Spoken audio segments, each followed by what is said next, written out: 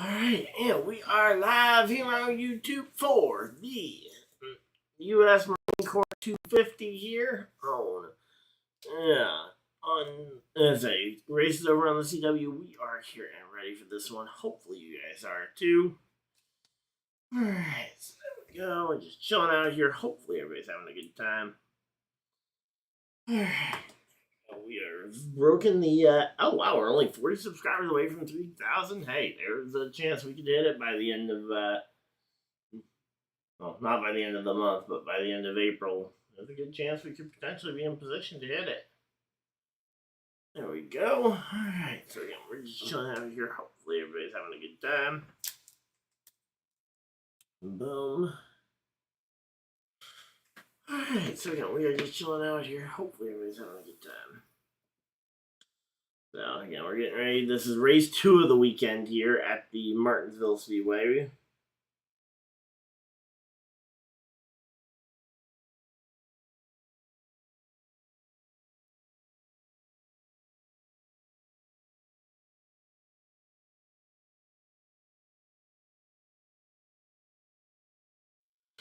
Alright, so again, we are just chilling out here getting ready to start this one.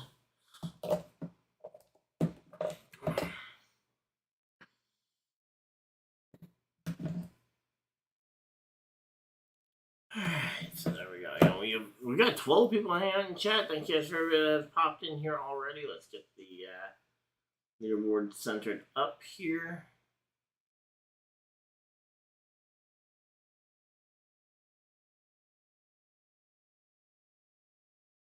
Alright, so we got Connors Village, Carson Quapple, and Austin Hill at the front of the field. Jesse Love up there as well. Okay, wow. So Harrison Burton, the first driver not driving a Chevy. Yeah, then we got Justin Allgaier in 6th. 7th is Brandon Jones, Corey Day, Daniel Dye, and Sammy Smith. Wow, it is a stacked field today. Welcome on in. Hopefully everybody's having a good time. It is also the second Dash for Cash race, so we'll be keeping an eye on some of these drivers throughout the race, on those 4 drivers throughout the race, as we have ourselves the Dash for Cash. I believe the 4 drivers, if I'm not mistaken, involved are, I think Sheldon Creed, I think, is involved. I think it's Allgaier, Hill. I'm trying to remember everybody who was top 5 last week.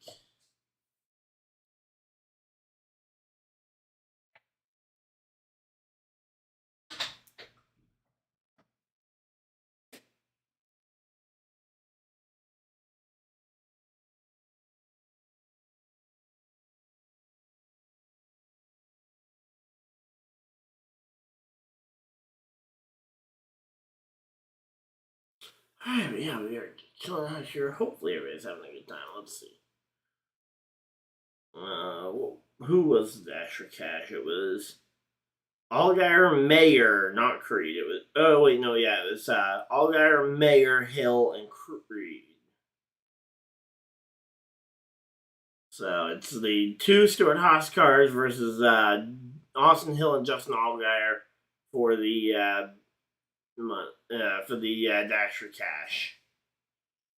Should be an exciting one as we get ready to go. Welcome on in again. Hopefully everybody's having a good time. We are chilling out here. Hopefully everybody's having a good time. Alright. Go again. We're chilling out here. Hopefully everybody's having a good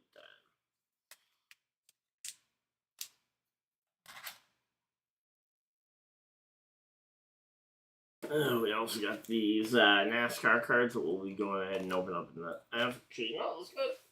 I don't have my hard sleeves in here. I have my hard sleeves in here.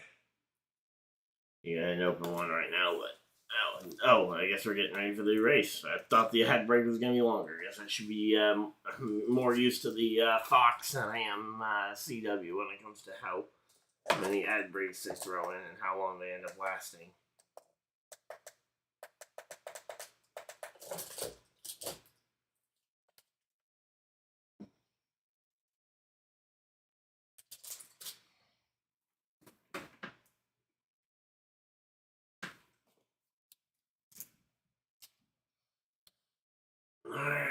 there we go. We're just chilling out here, and cars are rolling out onto the track for the race. There we go. We are here. We are ready, and hopefully you guys are too. Alright, so yeah, we're just chilling out here. So yeah, we got Hill and Allgaier are up near the mix. No Creed and no Mayer. Looks like the Fords really struggled in qualifying or something because, say, again, the only Ford in sight is Harrison Burton. The only Toyotas are Brandon Jones in 7th and Taylor Grant in 11th, who's just off the screen region. Yeah, and they're showing some of the highlights from some of these other Martinsville races, and they've gotten heated before. Ty Gibbs got he got used up by Sam Mayer.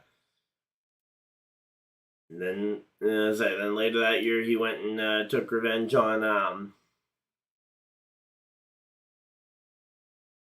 And after that, he went and took revenge on what's his name? On Brandon Jones after Brandon Jones used him up. So, all right, Mayer's starting in the 16th position and Creed in the 18th. So, it's going to be a little bit of a longer run for those guys trying to make their way to the front.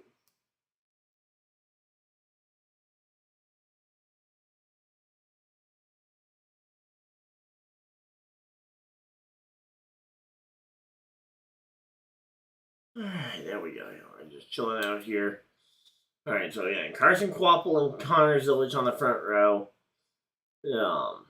I wish that they would do I get why they do the outside row on the top line versus on the bottom line, but it's weird when you because I read it top to bottom, top to bottom.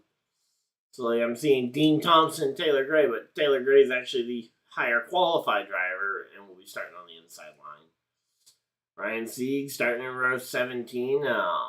He and his brother had a really good run last week. Especially his brother was all over the top of the leaderboard, especially at the end of that one stage.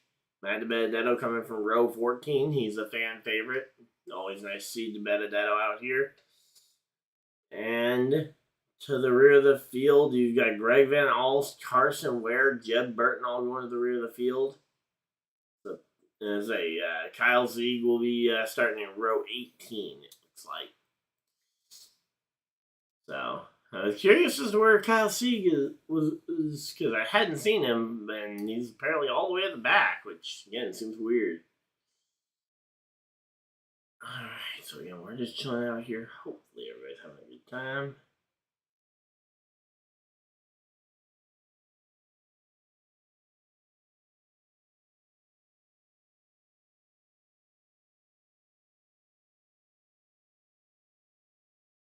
Alright, so they're going through doing their pre-race stuff, and let's see what we got.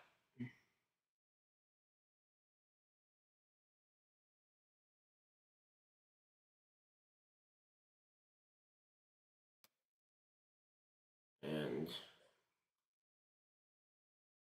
for my own record, I'm going to go ahead and get the Dash for Cash guys highlighted here, so I don't have to worry about trying to look for them.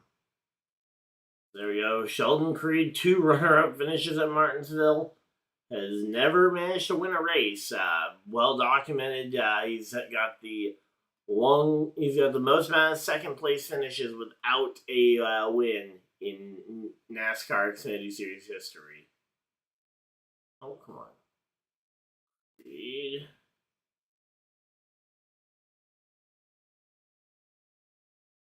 Alright, so there we go. We got everything all centered up. Got my 4 drivers I'm looking for.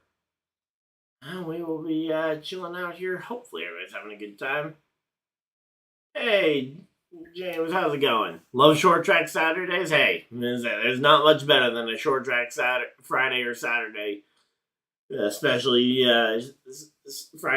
Saturday night short track race at the local track. I can't wait for my local track to open back up for the year, but as I definitely will be out at the dirt track more often once racing season opens up. But Considering the fact that we got snow this morning, and we're supposedly getting more this weekend, I am not overly hopeful for an early start to racing season. Right, so they are rolling. I'm gonna try and sync up the screens real quick that I got going on here.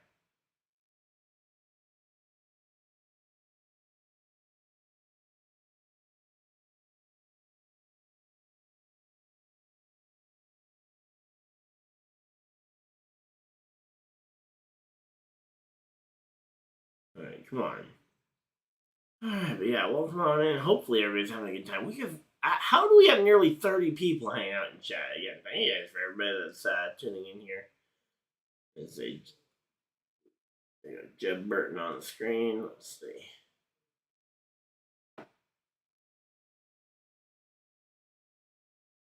Okay, there we go. Practice grid. There we go. Alright, we're pretty close on that one. Alright, so again, we're just chilling out here. Hopefully everybody's having a good time.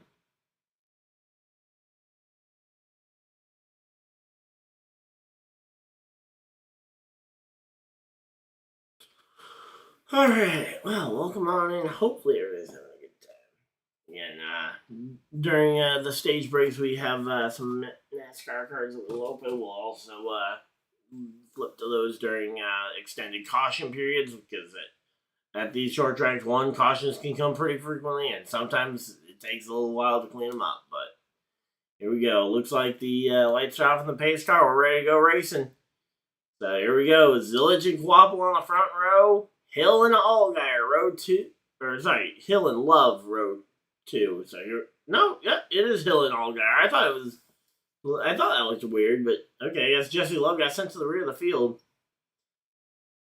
Pace car's off, field in the hands of Zilich and Quapple here. And green flag is out. We are back to racing here. And Zilich will lead them down into turn 1 here. Carson Quapple, the local short track star, one of the better short track racers in the country, made the step up to the Xfinity Series, and curious to see what he can end up doing here. Zilich, a road racer, and road racers do tend to adapt well to this track.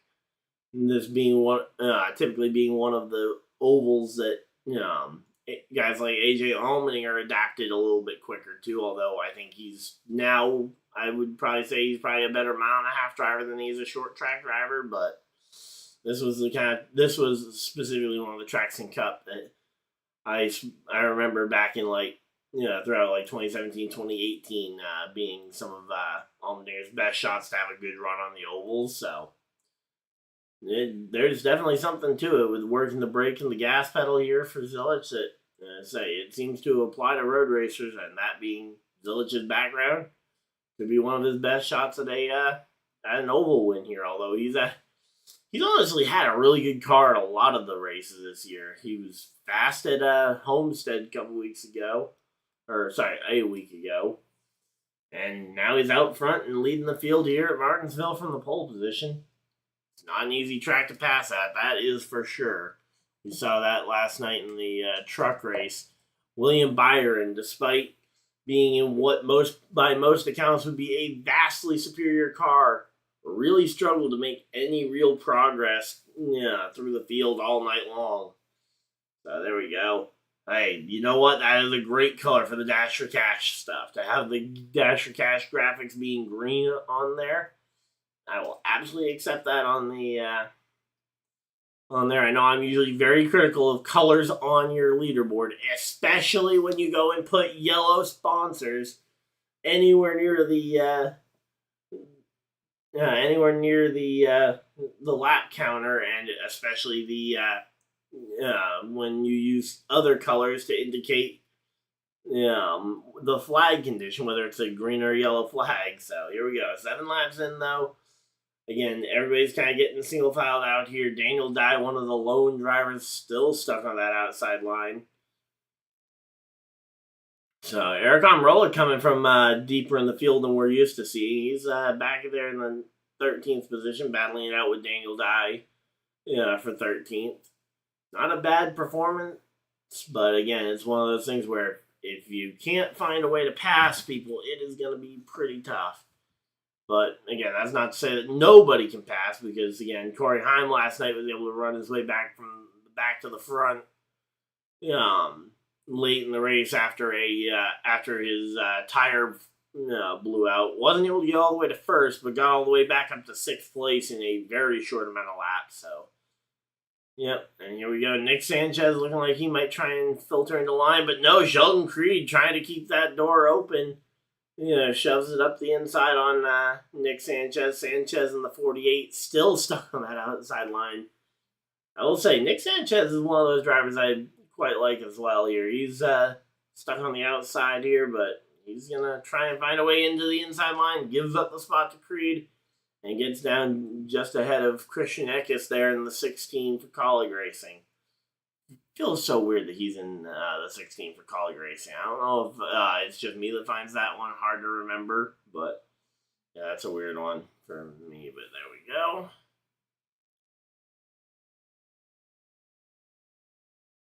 Alright, so there we go. We got right now Mayer up into the top 10 here, but Brandon Jones has been making some progress, though. Brandon Jones made his way all the way up to 3rd.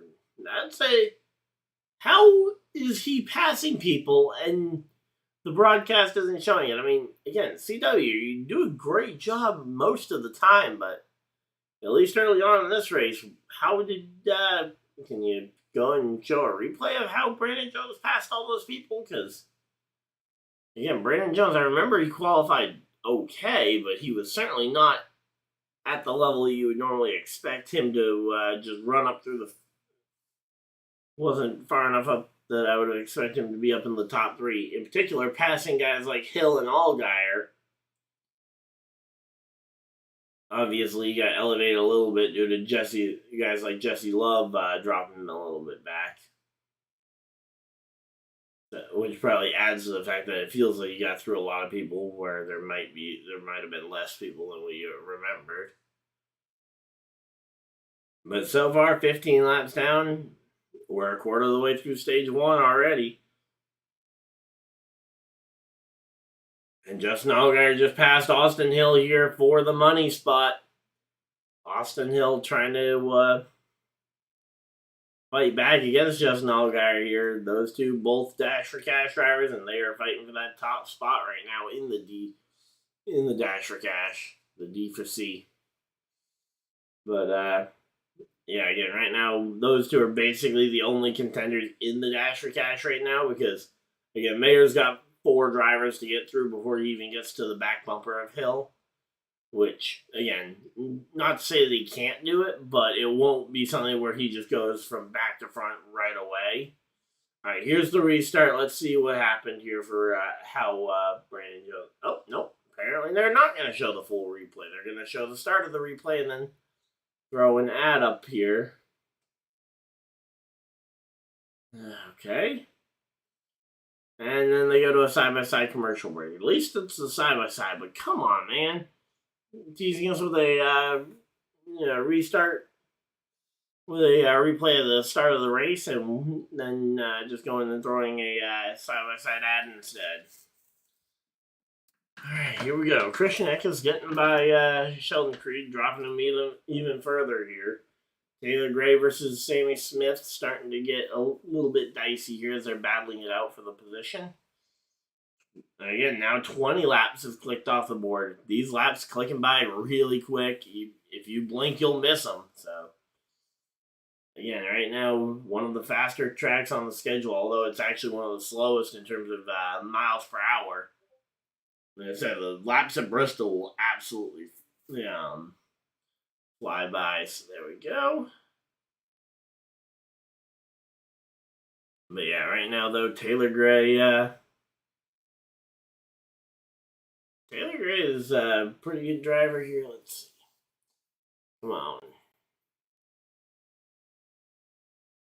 And it's definitely because of the way they built up to the caution or to the commercial, I mean, but yeah, it definitely feels like this commercial's taking forever. There's Dean Thompson battling it out with Ryan Sieg a little bit further back. Here we go. Come on. Sawalich versus Gray. that's the battle we're watching right now. The battle for 7th, and it looks like Taylor Gray's going to get it. Swallow's going to filter in the line behind him. And now Taylor Gray going to be taking a run at trying to move himself up into the 6th position, move Harrison Burton down a spot. Hey, car enthusiasts, how's it going? Yep, Corey Day is in the field. We will keep you updated on his position as well. Always kind of like to hear who your guys' favorite drivers are in the race, and I can keep you guys updated on them. But yeah, Corey Day is driving the number 17 car. He is currently in the 12th, now 11th position. He just moved up to 11th. And he's actually battling it out right now with Sam Mayer. Sam Mayer just passed him right back for the 11th position. Now, to the back bumper goes Day, looking up the inside.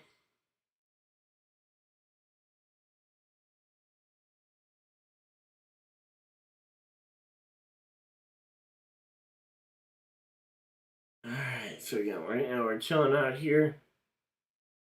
Zilich looking up the inside. He's starting to lap some he's starting to catch lap traffic, which lapped cars are going to be one of the hardest things to deal with at a cramped racetrack like this. It's not an easy thing to get around, not an easy thing to negotiate. So there we go. We're just chilling out here. Hopefully everybody's having a good time. Excited to see his debut. Did he not? Is this his first race? I thought he raced in the Xfinity Series before. Give me a second. All right, they're coming back from commercial break here. 25 laps completed, and again, Zilich keeps working his way through lap traffic. Maybe it was just the Truck Series starts, but I thought for sure Corey Day had been in a Xfinity race before. Let's see. Corey Day. Xfinity Series. Okay, yeah, this is his first start. Wow, okay. Guess I must have just mistaken that with all of his Truck Series starts or something, but alright. There we go. Alright.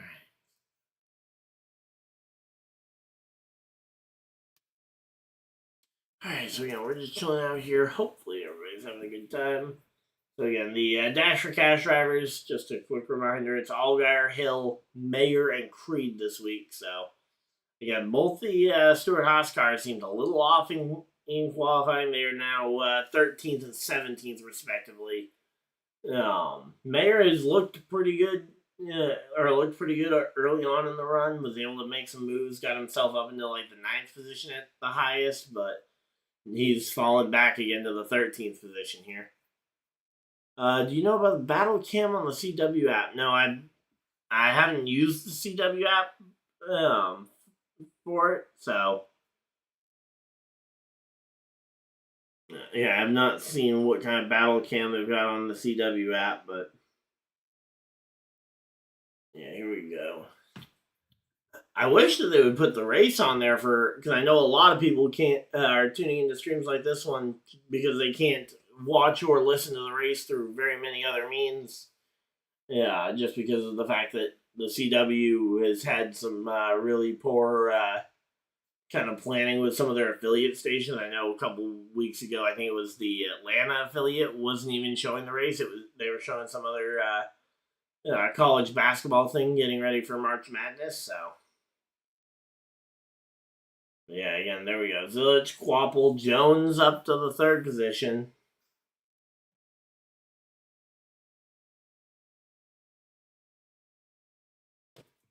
Alright, so there we go. And here we go. Corey Day looking to try and make a move here on Sammy Smith to jump his way up into the top 10 for the first time tonight. It's not officially a teammate, as he is officially a Hendrick Motorsports driver today. Although Hendrick Motorsports and Junior Motorsports, I mean, I'll let you guys decide whether or not those teams are actually two different teams or if they're the same team, but I don't think there's actually a difference between a Hendrick Motorsports car and that one. Okay, yeah, so it sounds like the CW has basically all the stuff that that NASCAR.com used to have, because NASCAR.com used to carry all those things, but they haven't recently. They've this year they got moved over. I thought Amazon had the I thought either Amazon or HBO Max had the battle cameras, but maybe for the Xfinity series it's all on the CW, which is at least something. Yeah, I know. I think it's I know it's HBO Max for the or maybe it's just called Max, but I know it's that one for the NASCAR Cup Series battle cam and whatnot. But yeah, I've seen those things on NASCAR Drive before. Unfortunately, again, it's not on NASCAR.com anymore. But at least if it's open to the public, I think that's the way it should be. I think it should be free and easily accessible by fans rather than having to pay a subscription just to see the in-car cameras. If you want to keep the radio, like the team radios behind a paywall or something, I'm not the biggest fan of that. I could at least understand that one versus putting the entire experience behind the paywall. But here we go. 40 laps down, 20 laps to go here in stage number 1. Again, it is going by really quick here. Again, Zilich out in front of the field by about a second here over Carson Kvapil. He's led from the drop of the green flag. Brandon Jones in third. Fourth is Justin Allgaier. Taylor Gray has made his way up to 5th as Austin Hill drops all the way to 6th place here. Eric Almirola has climbed his way up. So I think Almirola has proven that it is possible to make moves through the field. He's gotten his way all the way up into the top 10. There we go. Again, we are chilling out here. And there goes Eric Almirola up to 6th now. So again, Eric Almirola making some moves here. Not sure where that battle is on track. Alright, they're continuing to highlight this William Sawalich versus Harrison Burton battle for 8th, which I will say this battle has been insane watching these guys duke it out. And here comes Sammy Smith in the middle of this battle as well. So again, there's a lot of battles going on track all at the same time, as you would typically expect at a short track when you put 30 cars around it. But again, they didn't show, at least I didn't notice them showing any of Eric Almirola's passes through the field. So, but yep, there we go. We're chilling out here. Hopefully everybody's having a good time.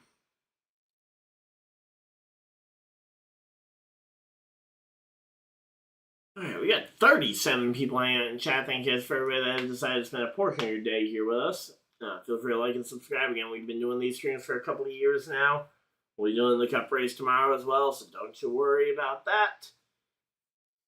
And again, Zilich is still working his way through some lap traffic as Sawalich now under fire from Corey Day, and it seems like William Sawalich might be starting to run out a little bit of the... I think his car might be more of a short-run car versus the long-run car of some of these Chevys. Again, Sammy Smith making some moves. Now Corey Day looking to the outside here. And again, that would be the pass is currently for the 10th position on William Sawalich here. Again, Sawalich was actually doing a pretty good job of fighting with the 25 of Harrison Burton, but it seems like whatever... battle those two were having has taken its toll on the 18, and now the 18 is gonna have a hard time trying to rally back. And now Sammy Smith looking up the inside on the 25. He's gonna try and pass the 25 of Harrison Burton. So far, Burton definitely seems to be kind of clogging up the track behind him. There's about a 3-4 second gap ahead of him before the next car, which anytime you can kind of see a gap developing in front of a driver like that, it usually is an indicator that that driver is holding people up. So, yeah, here we go. Corey Day has made his way up into the top 10 for the first time tonight, as Sammy Smith continues to try and work his way around the 25 here. The 16 of Eckes also working his way around on Sawalich, and a lot of contact here. Sawalich using up a lot of the a lot of the good on his fenders here, trying to arm wrestle these guys. I don't know if it's going to be worth it in the long run. I mean, obviously Sawalich wants to try and walk out of here with a. Sawalich wants to try and walk out of here with the with some stage points as he's a full season competitor, but it's gonna be a tough one there.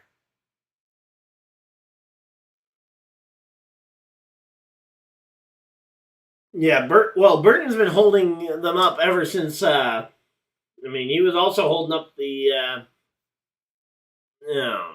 He was also holding up Sawalich in the 18 until Sawalich kind of got moved out the way here, and then he got punted by the 16 of Eckes, which caused him to drop like 3 or 4 spots. But the 25 is absolutely being a roadblock here, and it's just going to come down to who's going to be willing to run out of patience with Burton at some point, because at some point you won't be willing to be patient here, and I think Corey Day would be is going to be in about the right position to be the impatient one to go and just run them out there.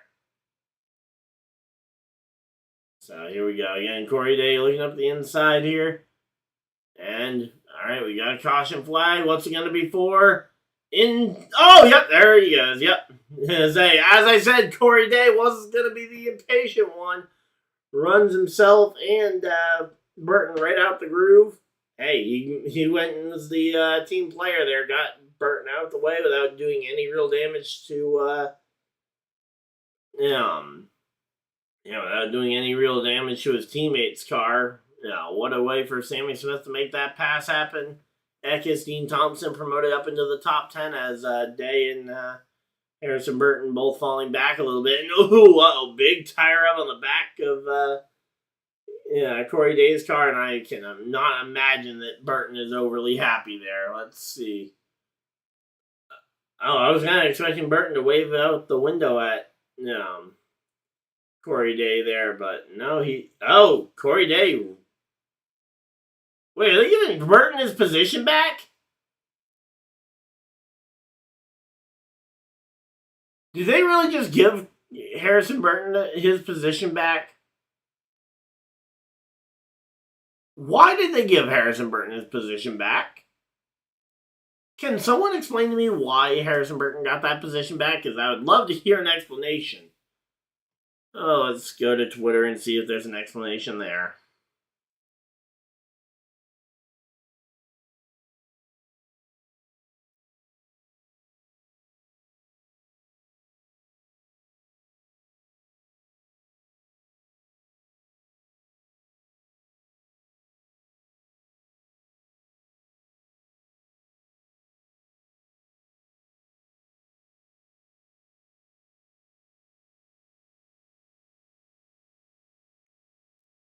Alright, so there we go. We're just chilling out here. Let's see.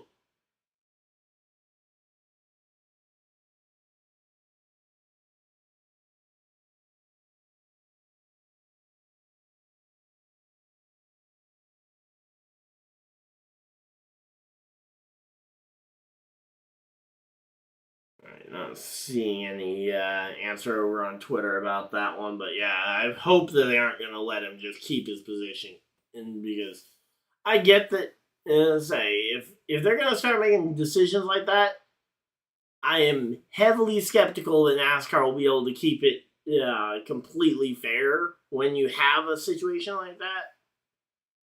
I would love to imagine a world where NASCAR can officiate fault and blame like that throughout the races, but they've proven time and time again when they get the opportunity to make choices, they tend to either be the wrong choice or just flat out a weird one. So, alright, there we go. We're just chilling out here. Hopefully everybody's having a good time. We got 41 people hanging out in chat. Thank you guys for everybody that has decided to spend a portion of your day here with us. We're getting ready for this one. Again, let me know who you guys think's going to win this race. So far, though, again, Zilich has led the entire thing. And it looks like this will be the stage finish where Yeah, it looks like that will end this stage. There we go.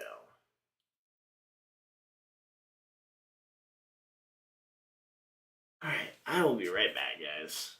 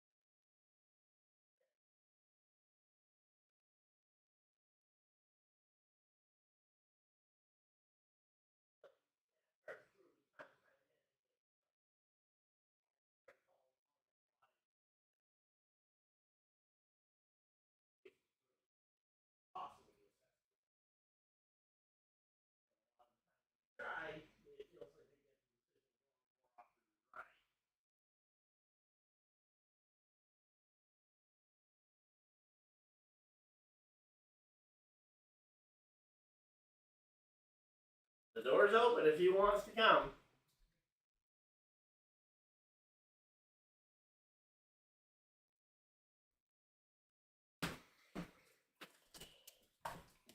Alright, now, here we go. Coming back as they are doing their pit stops here at the end of the stage. Alright, so stage 1 ends under caution. Connors Village leads the entirety of the first stage. Alright, there we go. Yeah, we're just chilling out here. Hopefully everybody's having a good time. Alright, so there we go. Coming off pit road, it's going to be Brandon Jones, Allgaier, Zillage, Carson Quapple, Taylor Gray, Amarola, Smith, Eckes, Hill, and Sawalich to the top 10. Alright, so some pretty big jumps there for some of those guys.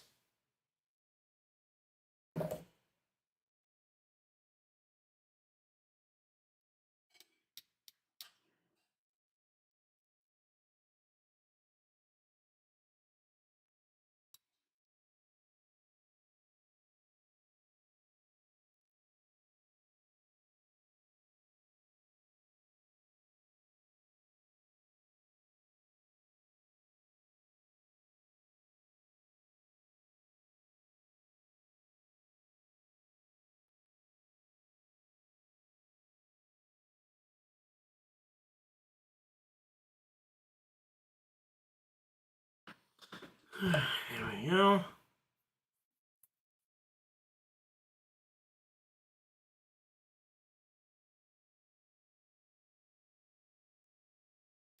Alright, we are chilling out there. Alright, let's see. Who's on pole for the cup race? Let's see.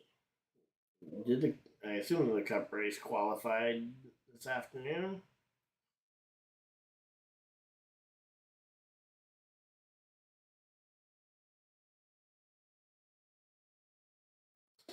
Let's see. I'm taking the poles that are there. I think that's probably the safe option.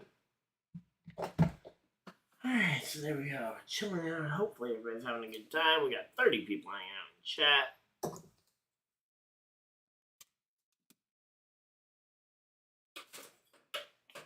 You.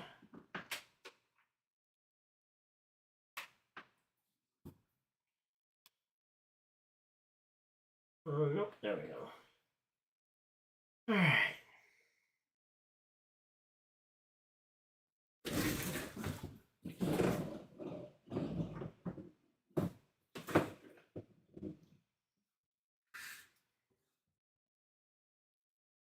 So there we go. And we're just chilling out here. Let's go ahead and open up. We got some NASCAR Prism cards. Let's go ahead and open them up and see what we got. So, since that caution for Corey Day is going to end up ending the stage there. Stage 1 winner was Connor Zillage, who led the entire first stage. Man. Come on. There we go.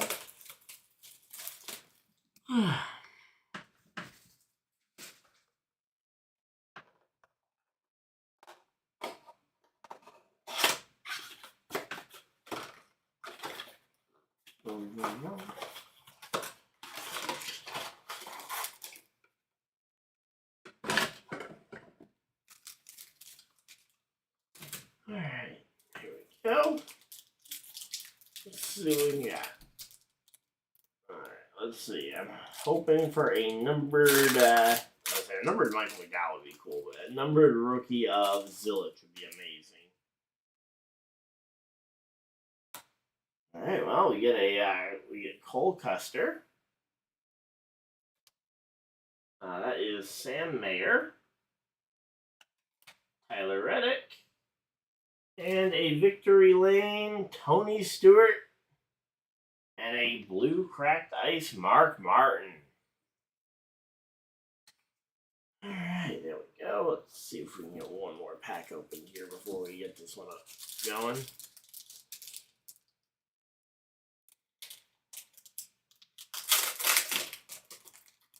So they'll be back from commercial break here shortly.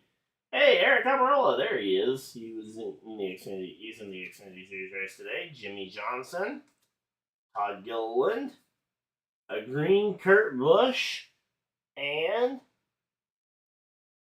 a blue cracked ice Christopher Bellin. Is that a red insert as well? Nope, not numbered, so it's not a special red. Alright, there we go. They're coming back from commercial break. And the pace car is off. We're ready to go back racing. So let's go ahead and get this one swap back on over. And here we go. Green, green, green. Green flag's out. We are back to racing. Brandon Jones out in front of the field. He is going to try and control this one. And as I said, we saw Zillage field lead the entire field from the drop of the green flag. Now is his chance to try and prove that he was actually fast and didn't just have track position on his side. Obviously, Zillage is only in second place, so it's not like he's having to come from very far back or anything. But every little bit counts.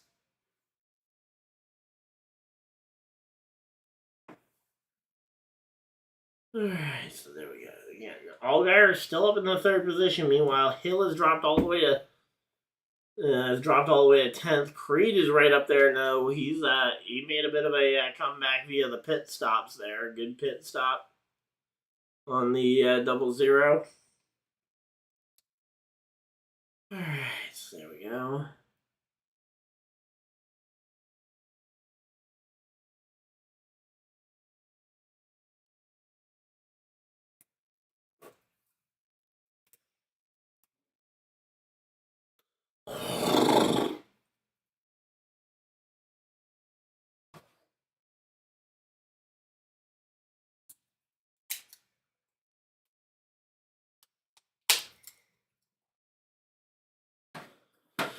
Alright, so yeah, we're just chilling out here. Hopefully everybody's having a good time, but right now, again, the dash for cash is pretty well sealed up, but the battle for the lead, it is going to be Brandon Jones versus Zillage.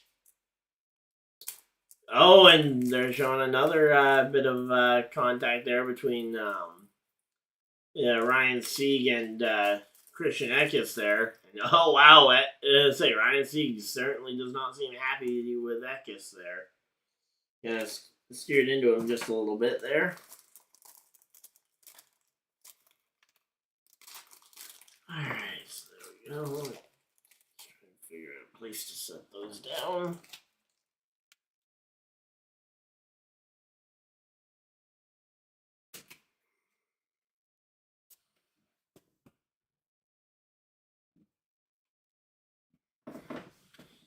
Alright, so there we go. Taylor Gray making his way up to the field. Amarola, I'm curious to see if the Toyotas end up taking over the race entirely here throughout this stage. Because again, the Toyotas looked fast. The Chevy had a stranglehold on the front of the field for a decent chunk of stage one.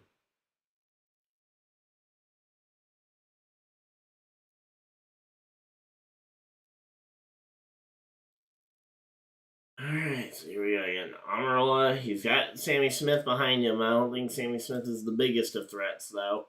And here we go, Zillage versus Brandon Jones. This is the battle we're going to be looking forward to here. As they go to a commercial break, but it is at least a side-by-side here. Zillage gets to the back bumper. Kind of puts a little bit of a tap to him, just letting him know he's there.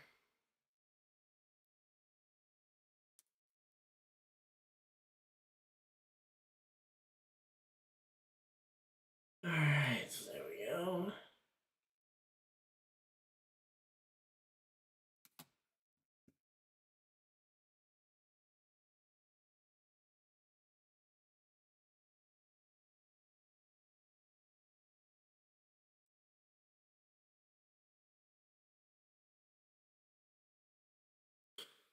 Alright, so there we go. Again, we're just chilling out here. Hopefully everybody's having a good time. Again, Sam Mayer trying to make some moves here for the Dasher Cash, but he does not seem to have much. And here comes Jesse Love making his way to the field after he and his teammate Hill both qualified well, but yeah, he was sent to the rear of the field though for one reason or another. All right, Zillage, he's been able to get to the back bumper of Brandon Jones a lot. Hasn't been able to find a way. I don't know if he's even really made much of a move to try and make a pass on him very much. So we'll have to wait and see if he. Oh, and around goes the 14, and that is going to be yellow, yellow, yellow. Caution's out, caution's out. We'll get another restack here, Jones and Zillage, but caution flag flies here, and that is going to go ahead and bunch them right back together.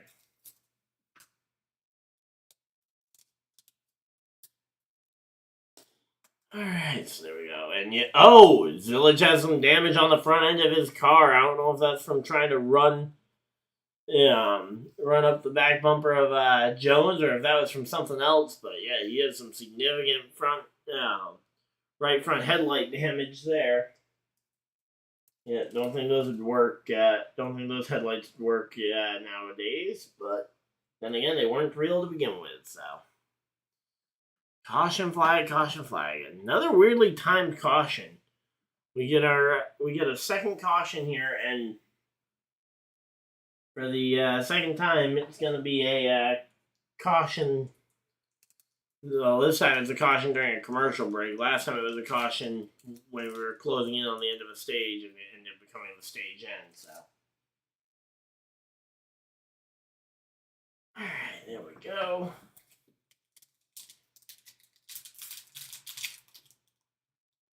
See what we got here as they come back from commercial break, and here comes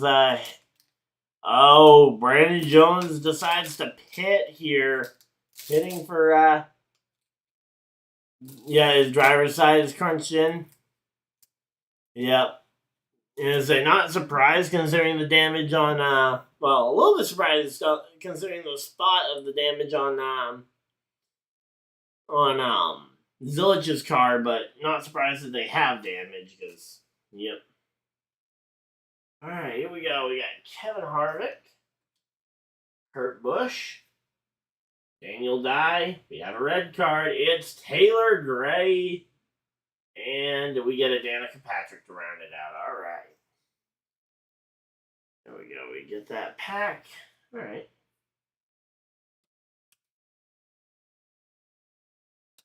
The red ones are always seem to be numbered out of 199. I haven't pulled a 1 out of 75 yet, like I pulled the other day with the Jesse Love card, but there we go. Not love. Yeah, it was a love card, yeah. Oh, yeah, so again, the 14 there for SS Greenlight going around. Well, hopefully Jones is able to get the rear end of that car fixed, because he's had a pretty good. He had a pretty good car there. Was able to make some passes, but ultimately, when you get damaged, you just got to be able to come to pit road here.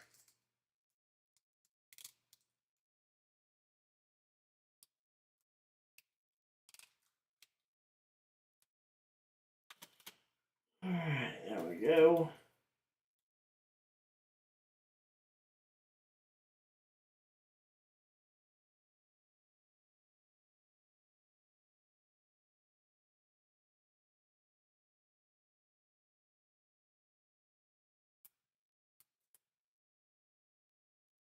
Alright, so again, Zilich getting back that race lead. He's going to continue to add to his laps led, and he has a good shot to try and go for this one here. Not sure who. It looks like it was Greg Van Alst on the rear bumper of the 14 there when he went around, so possibly Greg Van Alst the reason for the spin. Drop below. No, drop below 50. Okay, we got everything. Just double checking everything, making sure everything's running smoothly.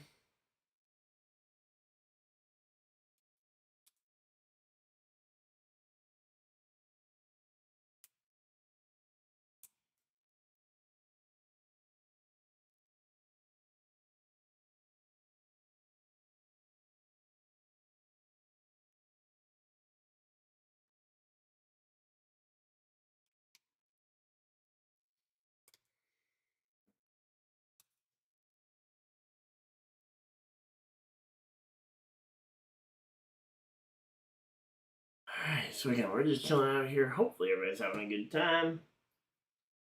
Closing in on, again, that 3,000 subscriber mark. If we could hit that by the end of April, love to do it. I am planning on streaming the first night of the NFL draft on that Thursday night. So gonna be getting ready for an NFL stream here. And I've been enjoying the NFL season, but obviously the NFL has been kind of quiet after the first week or so of free agency.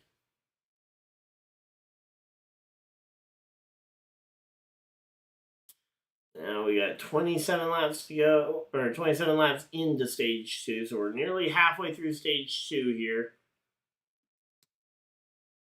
Let's see. All right, let's go ahead and skip around to ads for you guys. And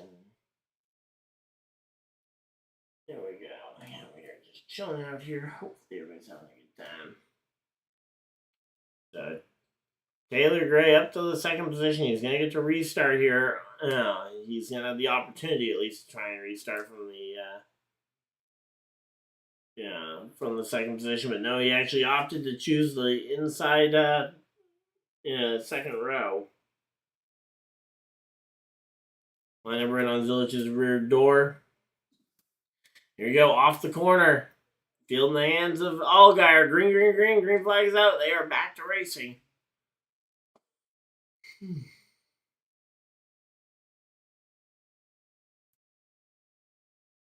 Alright, so again, Allgaier, the smart thing team-wise, if they're looking for the best result for a junior motorsports car, would be for Zilich to kind of lay over on this start and allow Allgaier to pass him.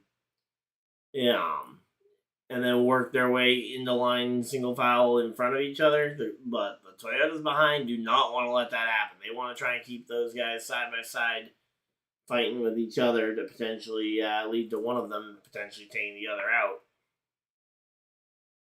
So, again, Taylor Gray right on the back bumper of the 88. He wants to keep that 88 going beside him. But right now, the 7 off the corner has a lot of speed, and it looks like the 7 might be able to clear. Yes, there we go. Justin Allgaier is in a position to try and clear. And Gray tries to shove Zilich in further into the corner, but ultimately is able to avoid. Alright, so there we go. Yeah, we're just chilling out here, and heck is on the outside of 4 wide at Martinsville. There are a lot of tracks 4 wide can work at. This is not one of them. So, again, Ekis wisely backs out the throttle, throttles down, and will live to fight another lap. So again, Zilich, your stage 1 winner, Connor Zilich. Stage 2 looks like it very well could end up going to Allgaier here. He's easily got the dash for cash locked up at the moment, although, again, one spin or crash could change everything. And speaking of spin or crash, the 41 of Mayer just got sandwiched up into the fence by his teammate Sheldon Creed. Creed seems to have recurring issues whenever teammates are involved, which seems weird because they're the people that should be on your side, not the people you should be fighting with constantly.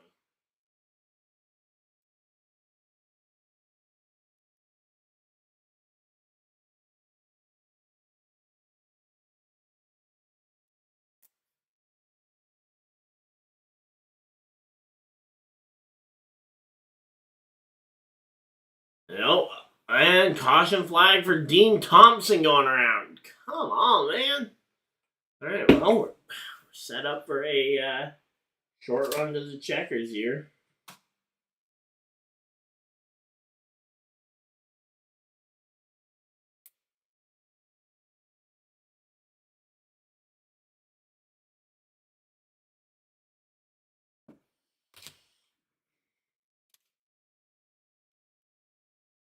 Oh, wow. Alfredo had a car right on his tailpipe, up his tailpipe, and they both end up going into the back of them there. So, yeah, that was Christian Eckes on the back bumper there.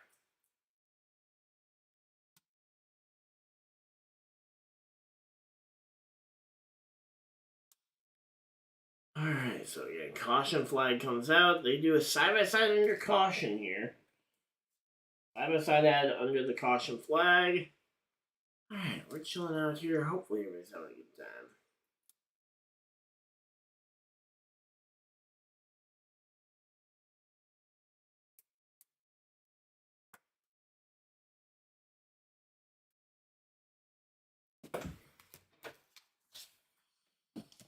Alright, let's go ahead and open up another pack of cards here while we're under caution flag. Here we go. They open pit road, and looks like a decent chunk of the field coming down.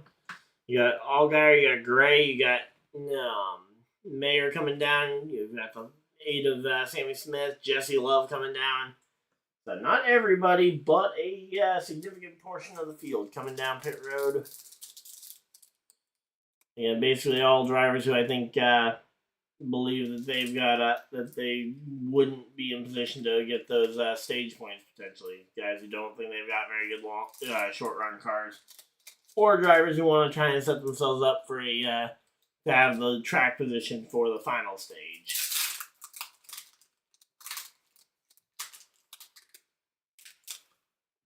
Alright, so there we go. Alright, we get a Lane Riggs rookie card. There we go. Dale Jarrett. The Mavis Tire Abomination for Denny Hamlin. Todd Gilliland. And a blue cracked ice Sheldon Creed. Alright.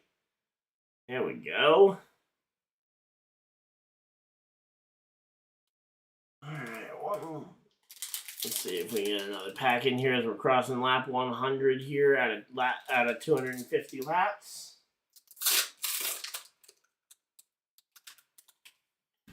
Alright, let's see. We're just chilling out here. So here we go. We got Brad Keselowski. Oh, we get a Jeff Gordon card. All right. Not his iconic flame scheme. We get Zane Smith on the Cup Series side of things.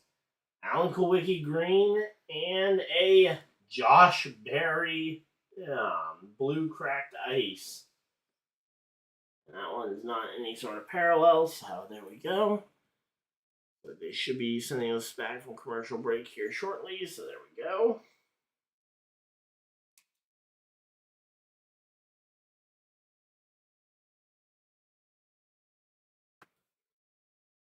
Alright, well, we are chilling out here. Hopefully, everybody's having a good time.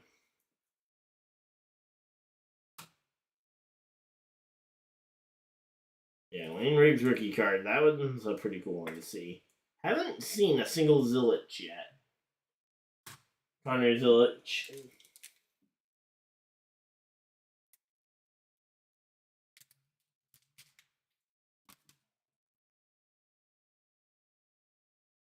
Alright, so yeah, we're just chilling out here. Hopefully, everybody's having a good time. Mayor's still on pit road, getting, or Mayor back on pit road, I should say, getting his car adjusted again. He got pancaked into the fence there by Sheldon Creed as they were running side by side. So some damage to hopefully get fixed. And he actually ended up overdriving the corner that led to that situation. So, all right, Mayer actually kind of did that to himself. I kind of implied that I thought it might be Creed's fault, but no, Sheldon Creed I think drove that one exactly how he should have, and his teammate just didn't put himself in a very good spot there. Overdrove the corner and then ended up with damage for it. So there we go. Here we go. Pace car is off. Field in the hands of Zilich and Carson Quapple here. So Austin Hill has promoted himself up to the front row here, and it is green, green, green. Green flag is out. We are racing here 20 laps. Within 20 laps of the end of the stage. And again, Hill, the only driver anywhere near the position for the Dash for Cash, although the Dash for Cash only factors in finishing position. So there we go. Again, right now, Carson Quapple on that inside, going to try and see if he can beat Hill here on the short run. Daniel Dye in fourth. Sawalich up to fifth. Josh Williams making a run up into the top couple of up into the top 10 here. Alfredo, Poole, Perkins. A lot of these drivers we don't usually talk a whole lot about, as they are usually in the back half of the field. But yeah, some of these drivers though making a potentially making a name for themselves here. Anthony Alfredo in the Dude Wipes machine number 42 car on the bottom line. Josh Williams in the Alloy employer services on the outside. He's doing a deadlock duel here. Austin Hill is still looking for a opportunity to try and get to the inside lane. Daniel Dye shoves him wide, and now it's going to be William Sawalich on the inside of Austin Hill, and nobody's given Austin Hill any kind of room, which, granted, I wouldn't expect Sawalich to be the guy to have given him the room, because that is a rival manufacturer, but I would have thought maybe Daniel Dye or one of the other Chevys might have cut him a break, but so you are also only about 15 laps away from points getting paid, and you don't necessarily want someone like Austin Hill getting even more points over you, especially if you think you have a shot at the regular season title, or if you have an actual teammate who has a real shot at it, like the junior motorsports guys do. I don't necessarily know that Zilich or Quapple are going to be the regular season champion, but Allgaier has a really good shot to get it if Hill can avoid maximizing points. So.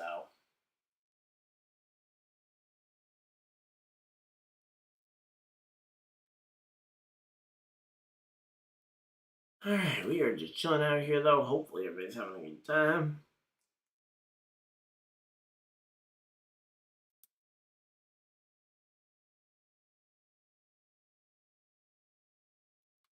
Alright, so again, here we go. Austin Hill's still on the outside. This time it's Nick Sanchez up the inside trying to take the spot away. Again, I don't know. I don't think any of those drivers are on fresh tires either, because, if some of these guys are on fresh rubber, I can maybe at least make that explanation as to why he's dropping so far. He stayed out on old tires, everybody else on fresh ones, but no, he's just getting passed a lot here on the outside and just cannot seem to find a way to the inside line.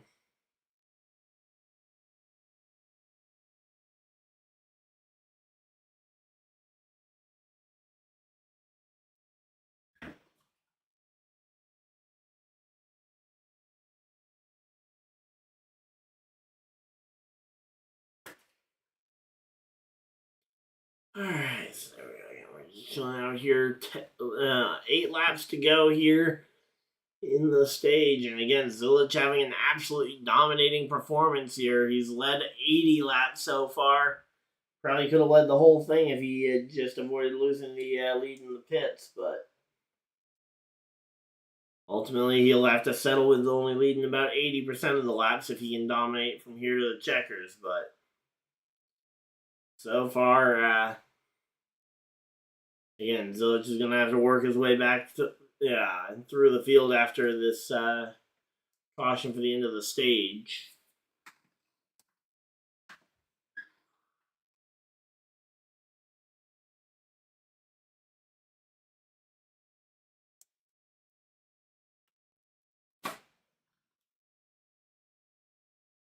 Alright, so there we go. Yeah, we're just chilling out here. Hopefully everybody's having a good time. But yeah, Zilich has a 2-second lead over Carson Quapple. Wow, I thought Zilich might be good at this type of track. I did not expect him to be this good, especially on these older tires and this short run speed with the fire off speed there.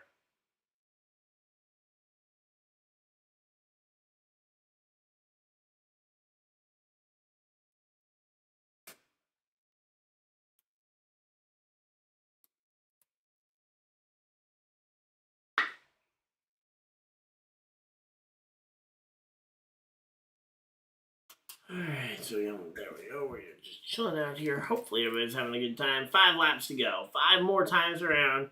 And again, Zilich has this one absolutely on lock, it looks like here. Again, Allgaier making his way up into the top 10 here. He's made his way through some of these drivers on the older tires. And Eric Almirola has made his way all the way up into the top 6. He's looking for the top 5 there as he passes... no, he's battling with Josh Williams for the 6th position. There we go. But yeah, the fresher tires working for Almirola. They've worked for Allgaier as he's worked his way all the way up into the 8th position here as he's continuing to climb up the ranks.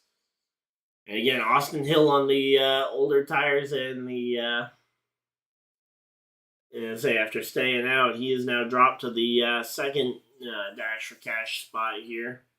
And yeah, there's the 2-for-1 deal there as Blaine Perkins just went and moved the 21 out the way, which I thought that the Jordan Anderson guys were RCR affiliated teammates, but again, it's one of those things that you kind of gotta look out for yourself, which it's not the biggest deal in the world, but you always kind of wonder why they aren't working together better. But here we go. Connor Zilich is going to go ahead and take the white flag in the stage number 2. And it looks like it's going to be a pretty convincing one here as they come around the track. A 3-second lead for Zilich. Connor Zilich will win stage number 2. Yeah, so Connor Zilich sweeps the stages here. Quapple 2nd. 3rd will be William Sawalich. 4th will be Daniel Dye. 5th will be Sanchez. 6th, Eric Almirola. 7th, Josh Williams. 8th is going to be Justin Allgaier. 9th, Taylor Gray. And rounding out your top 10 is Blaine Perkins. Austin Hill, the first driver to miss out on points here in stage number 2. So there we go. That is the stage is now wrapped. Let's go ahead and hop right back on over to the cards, and let's see if we can go ahead and open up another pack or two while we're at this commercial break. Come on. I haven't seen a blue parallel. I haven't seen a blue parallel numbered card yet. Pulled one last week when we were opening up a box, but they do seem to be a little bit more rare. Alright, we got ourselves Parker Retzloff, Jeremy Clements, Bubba Wallace in one of his most boring paint schemes he runs. Oh, we get a Bill Elliott green parallel. That one numbered? Yes, it... Wow, it is numbered out of 25 on the Bill Elliott there. Only 25 of them, and we have one. And Lane Riggs, number 38 car. All right, there we go. But yeah, it is rare to see a Let's see, numbered out of only 25. Let's go ahead and get that thing sleeved up immediately, because there's only 25 that exist. And let's go ahead and get that one in there. And it's a driver who still is, who's both still relevant and popular because, well, one, he was the most popular driver in the sport for decades. Yeah, but with his son Chase Elliott still being in the sport and being the most popular driver of today, absolutely a card that will hold some value.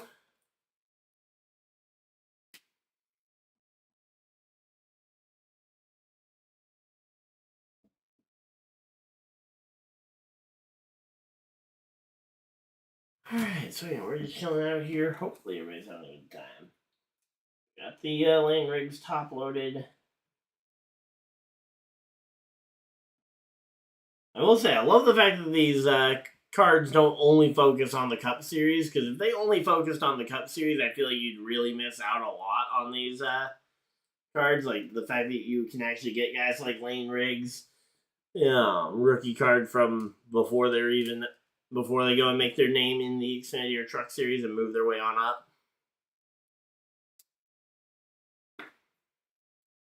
Yeah, I love that for, there we go. Oh, I forgot to sleeve up the Smith and whatnot. I'm done. Alright, so there we go. We'll just flip back on over to this screen, because I'm assuming we'll be back from commercial break here shortly.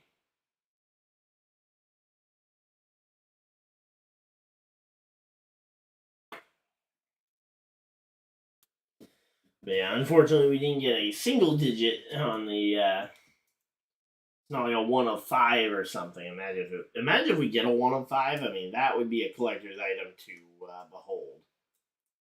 I mean, I may legitimately never let go of that one if we get a 1 of 5. Especially if we get a 1 of 5 of a driver I'm actually a big fan of.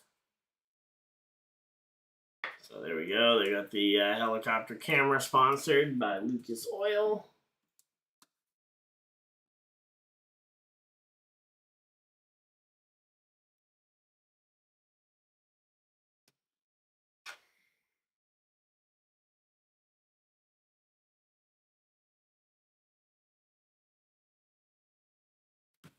Alright, so there we go. They're doing the Jeb Burton is the race kind of athletic report that they do. They usually pick one driver to highlight the health and fitness of throughout the race, and today it will be Jeb Burton.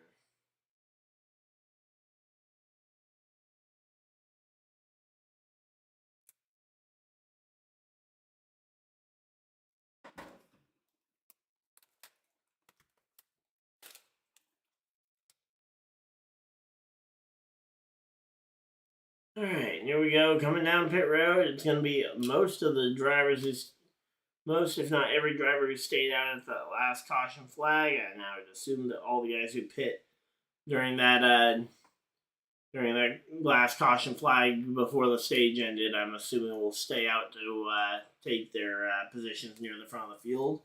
Curious to see how the lap differences will make for how the difference in laps on tires as we get another potential long run going here.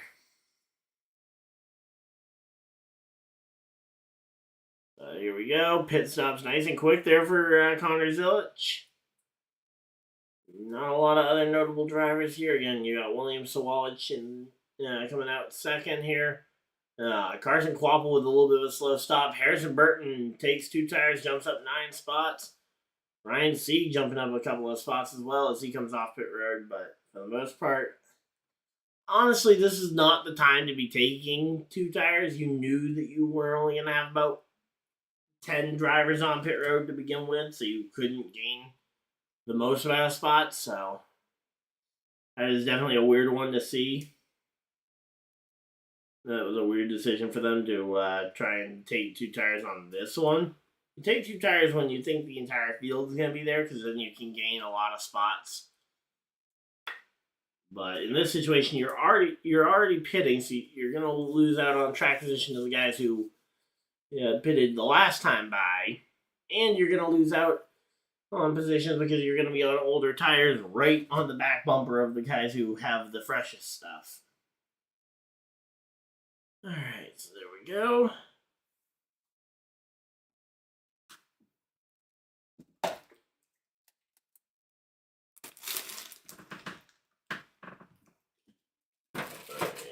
Put the top loaders there.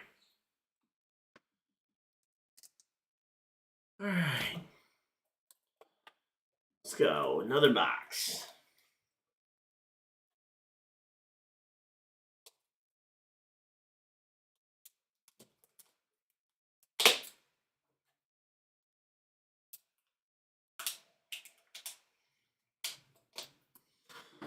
Alright, so yeah, we're just chilling out here. Hopefully everybody's having a good time. Yeah. Is that Corey Heim up there in the, they got Corey Heim up there, watching the race from what looks like a, spotter, one of the alternate spotter stands, although most of the spotters, I believe, all stay in one area. Maybe an old spotter stand or something, but there was definitely no general public up there. Well, granted, you can find a dozen places around racetracks that you can probably find drivers, but no general public, especially if they're. Although, honestly, there's not a lot of people there outside of the main grandstand. I don't know if they sold tickets out in the. I don't know if they sold tickets out there or not, but if they did, there are not a lot of people out there in the corner grandstands, so.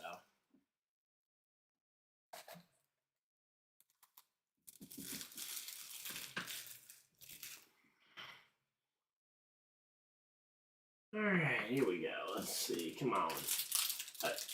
A Shane Van Gisbergen 1 of 25 would be an amazing card to pull, but let's see. Again, 1 of 25s don't come around every day, so there we go. Alright, we get Ryan Blaney, Austin Dillon, Tanner Gray, a groovy Alex Bowman card. They're doing their wave rounds, and a blue cracked ice Haley Deegan, who has now moved over to the IndyCar ranks. Alright, not bad. Alright, let's see. Oh, and never mind, we got the pace cars off. We are ready to go racing. Alright, here we go. Field in the hands of Eric Almirola versus Hallgeier. Feels like we're right back at Las Vegas where these two dueled out for the win. Green, green, green. Green flag out. We are back to racing. Let's see who is going to be the dominant driver here in this one.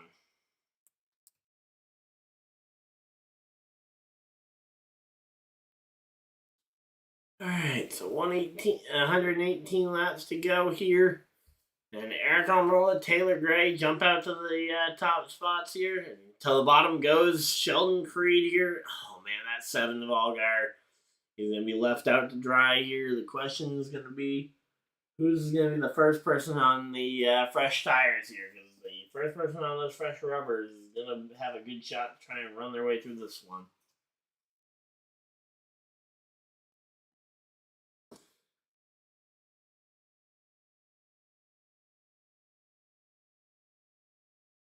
And Sheldon Creed actually makes that pass, and it is now, so that pass is actually for the lead in the dash for cash, too. Brandon Jones still holds on to the fastest lap of the race award here.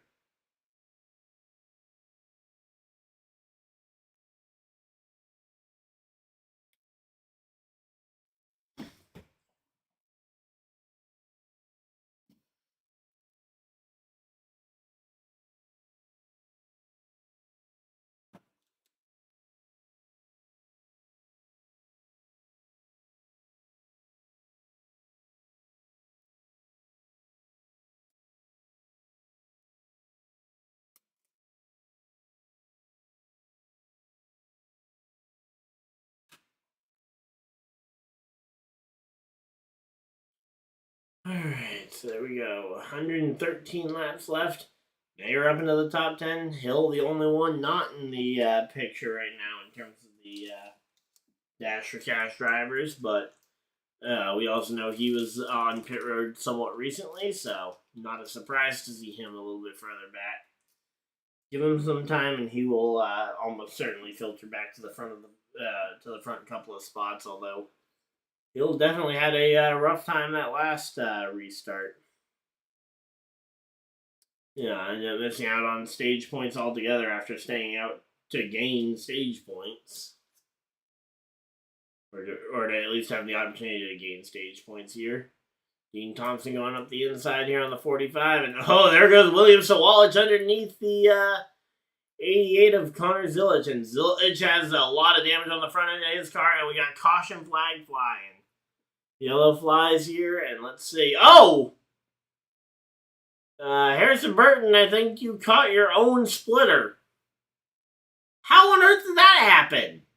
How? How do you lose your own splitter and then find it on your grill? Like, that has gotta be a weird spot there. Okay, well, I'm guessing it had something to do with the 70 car, because the 70 car had some pretty big rear end damage, but I don't think it's been a while since I've seen the a car catch the splitter of a car, and it's even weirder when it's the same car that lost the splitter in the first place that caught it. Alright, let's see if we can get it. Alright, here we go. Replay.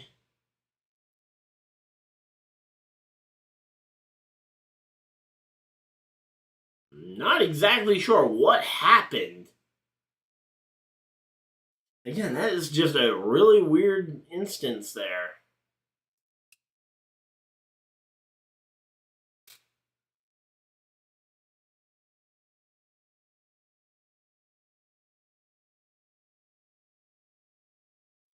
Oh, and the 21... Okay, so the 21 of Mayer... Or, sorry, the 21 of Hill gets into the 1 of Carson Quapple there. Yeah, but ultimately, yeah, not really sure as to exactly how that happened, even after seeing some of those replays. Kind of reminds me of the rear axle of Marco Andretti's truck rolling out from underneath his truck at the Circuit of the Americas. I think that was that last year or was that 2 years ago now? It was a little while ago, and trucks didn't race at Circuit of the Americas this year, so it definitely couldn't be that one.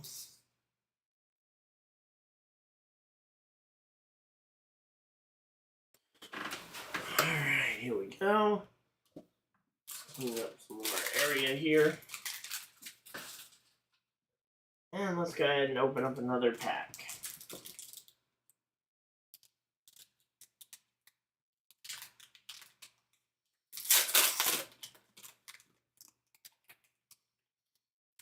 Alright, well, we do get a rookie card. We get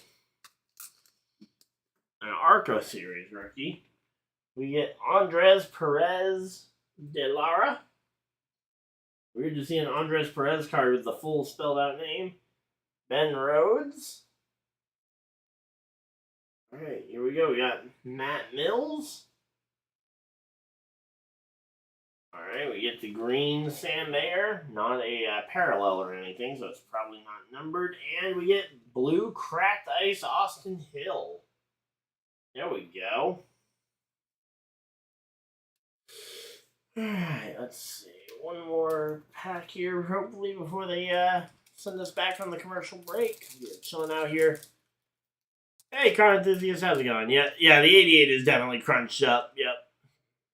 Yeah, so we'd kind of been noticing that there was more and more damage here. So yeah, we're figured, hey, we could manage to find some of these at ironically at my local GameStop had some NASCAR cards in stock, so I figured I'd pick some up. Figured we could open them on stream here to help fill out some of these caution periods that get a little long and a little boring at times. So, again, Michael McDowell, not a rookie card, unfortunately, but we do get McDowell. We a Casey Kane in the old Dodge colors. There we go. That's a cool one, especially considering he's making a return this summer. Or I say this summer, this spring. Thad Moffitt in the 46 truck. We get a Richard Petty red parallel. There we go. That'll be numbered out of 199, I believe. Yep, numbered out of 199. And then rounding out our pulls, we get Carson Hocevar there. There we go. But yeah, the Casey Kane card is really nice. All right. Let's see what else we got.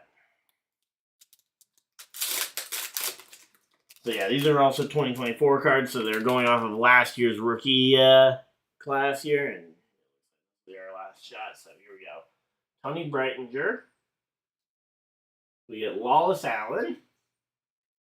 Oh, the good old Jamie McFlurry machine. There we go.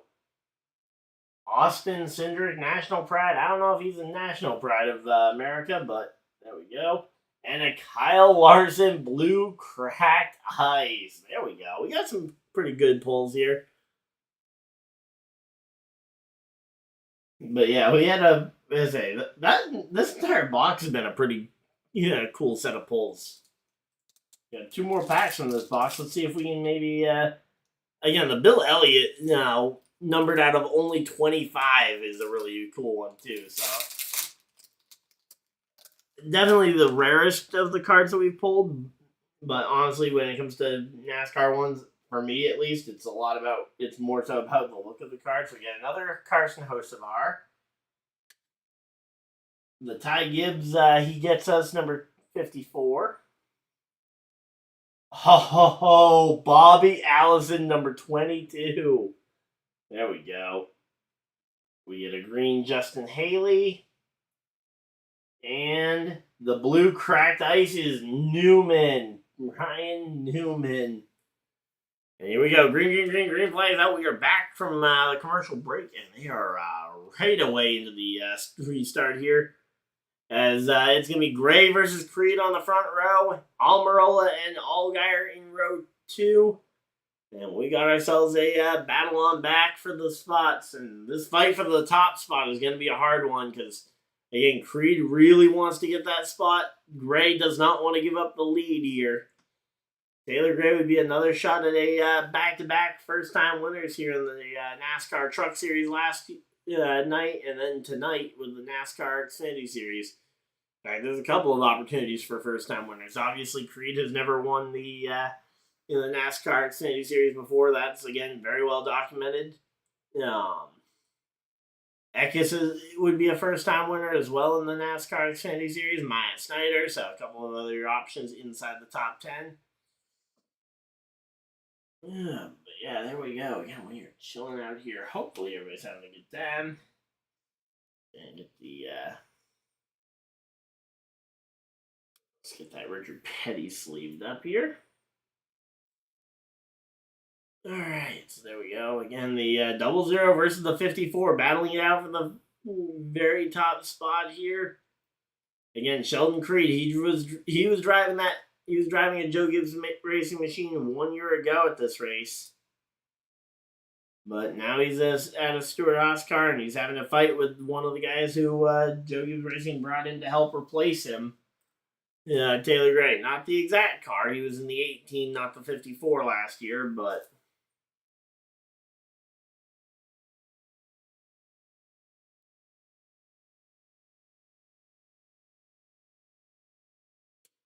Alright, there we go. Yeah, we're just chilling out here. 98 laps to go. Under 100 laps to go here. Hey, I am trying to figure out how to pronounce that. Therat Farmer? I apologize if I completely butcher that. And caution flag flies. 6th caution flag of the afternoon. And this time it's Carson Kvapil with a lot of damage to the front end of his car. Yeah, there is the right front headlight is completely caved in there. Welcome on in. Hopefully everybody's having a good time. Yeah, we were just chilling out here. Hopefully everybody's having a good time. Let's see. Oh, okay. So the nose of the rat farmer. Okay. Okay, so it's the rat farmer. Okay. I got confused because the word "the" was in there twice. Okay, that explains it. Rat farmer. I was like, is there some sort of thermometer type thing going on here? But yeah, rat farmer makes a lot more sense. There we go. Carson Quapple coming down pit road, gonna get his service done, and he will be back on his way.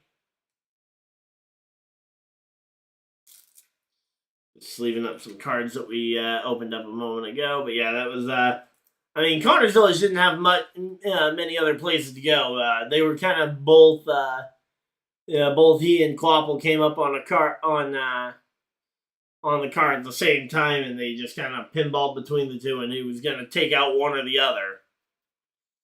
And ultimately landed on taking out, or doing some significant damage to Zillage, or not Zillage, doing some significant damage to Carson Quapple instead, which, for anyone who knows me, knows I am very much a Carson Quapple supporter, if for absolutely no other reason than the super biased reason of the fact that he's actually been on the channel before for an interview. There we go. Sheldon Creed comes down pit road. Getting his pit stops there. Can't wait for Rockingham. Yeah, I'm excited. That's Easter. That's the Easter weekend, right? So there we go. 94 laps to go here. Taylor Gray getting this one suited up. Let's see.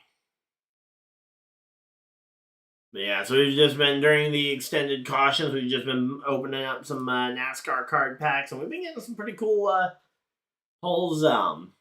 But yeah, that's basically how we've been filling out the caution breaks. But yeah, here we go. Gray, Creed, Amarola, Sammy Smith, Allgaier in the top 5 off pit road. Brandon Jones.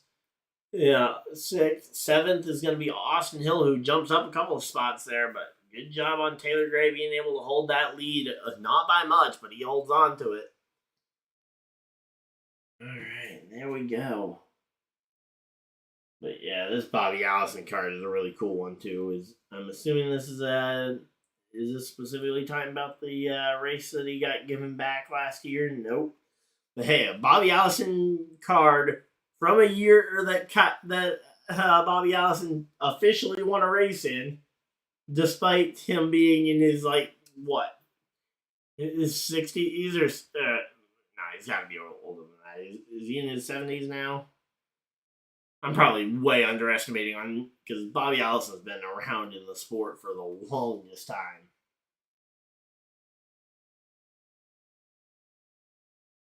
But yeah, he got given back a race win though off of a ruling last year, which took a win away from Richard Petty. So, all right, there's our penny sleeves. Alright, so again, we're just chilling out here. Hopefully everybody's having a good time, though. Again, 92 laps to go. We'll be getting ready for this one. Last 9 races have averaged 13 cautions per race, and so far we've only had 6 today. I mean, we're still a decent chunk of the way from the end of the race, but the fact that we're over halfway, we're not halfway to the caution record, is, let alone the average caution count, is a little bit surprising. So it's going to be Maya Snyder and Eckes on the front row, Brennan Poole and Sawalich on row 2, Sanchez and Daniel Dye on row 3, Williams and Staropoli in row 4, Chris Wright and D. Benedetto, row 5. So we got ourselves a pretty good set of drivers here. There we go. Patrick Staropoli coming out of Plantation, Florida.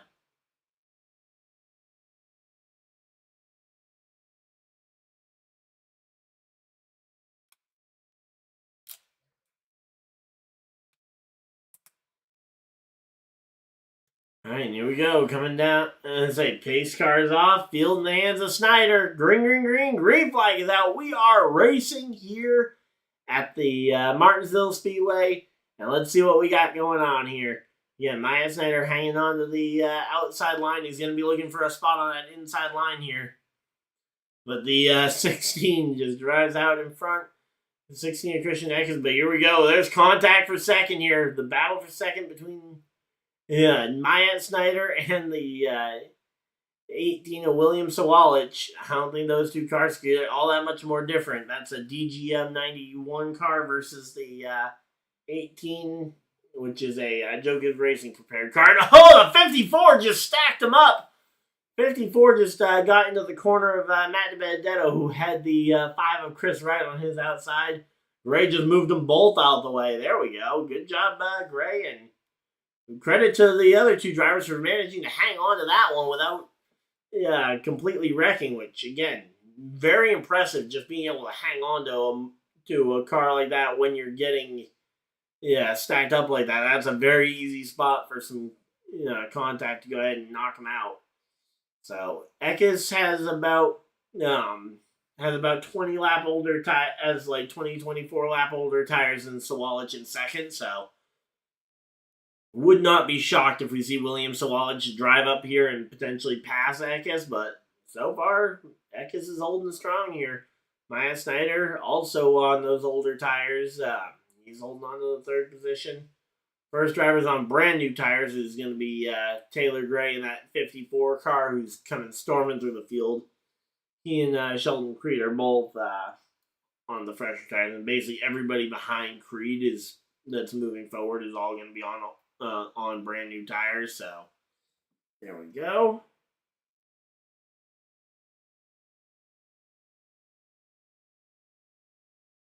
All right. So again, laps since last pit. Again, I don't think those really matter a ton. Obviously the laps on tires is going to be the big thing. Normally when we're looking at laps since last pit, we're talking about fuel numbers. But again, fuel numbers will not be a factor in this race. There's cautions frequently enough, and the fuel windows are like 115, 120 laps. So if you run out of gas, you're definitely having an issue. Hoping for a caution in the front cars. They're hoping for a caution, but they don't want to be the caution, which is usually the problem when you're on old tires out in front of the field. Is that you end up more often than not ending up being the caution flag. So here we go. We got Eckes in the 16, Daniel and I in the 10, and Josh Williams in the 11. All three colleague drivers, at least for the moment, are in the top 10. Looks like Brandon Jones is about to pass. Brandon Jones just went and passed Josh Williams as he's starting to free fall just a little bit. All right, so there we go. We're just chilling out here. Hopefully everybody's having a good time. That's the 11 of Williams and the 19. Yep. Yeah, just for reference, I am a little. I might be a half second behind or whatever because of the to sync up my two screens. I had to pause, so I'm probably about half second back. There we go again. William Sawalich hanging on here, but Taylor Gray he is on the march and he is up to fourth. So Taylor Gray has arrived. Hey Kenneth, how's it going? Doing good. How is your bracket left? Okay, March Madness bracket. Since we're closing in on nearly the end of March, let's go ahead and talk some March Madness here while Taylor Gray and the rest of the field continue to tear up the front. Let's see.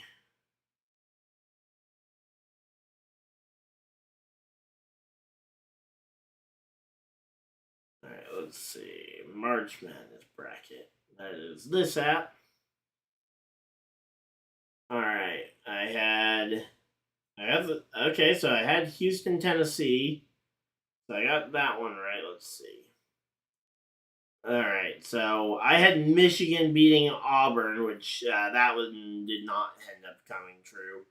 And I had Mississippi beating Michigan State. So it's Auburn versus Michigan State in that one. That was definitely my weakest bracket up in the for the South Division. Then for the Florida, we got Florida versus Texas Tech. I have Florida winning that one because I have Florida winning the whole thing. But yeah, for the Midwest bracket, I got that one entirely right, and then I had BYU beating Alabama in their game. So there we go. All right, so yeah, my bracket's not looking too terrible. It's we got to spin. Caution flag flies. It is Carson, or not Carson. It's Connor Zillich here going around, and the front end of his car is buckled in again. They keep fixing it, but he keeps finding ways to go ahead and get it destroyed. So there we go.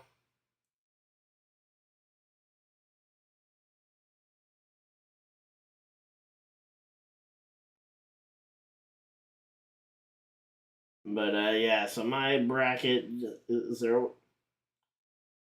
So yeah, so I've got. And I had Florida beating Michigan in the. And Florida, Tennessee is my final two. So there we go. I was getting ready to say, at least they're not wrecking. Yeah, well, they weren't, and now they are. So there we go.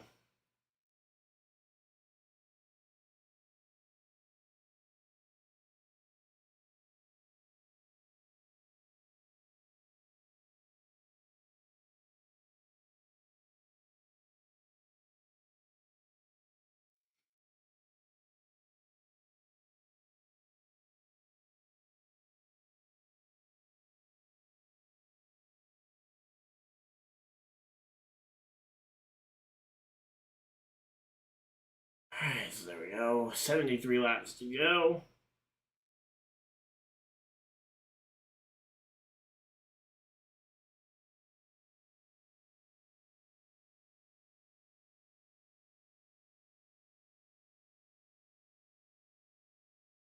Alright, so again, we're chilling out here. Hopefully everybody's having a good time.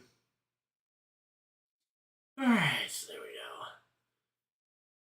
Who I got winning tomorrow's race? I'm going to go with just the pole sitter, Christopher Bell. I mean, it probably is a little bit of a boring pick, but it has been tough to pass here all weekend, and we've seen in both the Xfinity and the truck race up until about the last, well, at least up to this point in both races, we were on track for a record low number of cautions, which, or at least well below average. So I'm thinking that those two factors could lead to it being a somewhat boring race, with the race leader being the pole sitter for at least a decent chunk. Yeah, as a Denny's track, yep, definitely not a bad pick if you'd taken Denny Hamlin here. But again, I think I'm going Christopher Bell for it. Again, I think the pole sitter just has a bit of an edge here, and we've seen it in recent races where the pole sitter here is going to be having there. Maybe we hope to get to 3K. Hey, I would love to. We didn't hit 3K, did we? Okay, now we're still 39 subscribers away. I thought you said we hit it, but yeah. Hey, would love to hit 3K by the end of April 11th. I mean, that would be amazing. But yeah, we've been doing this for a couple of years now and been having a lot of fun with it. So there we go.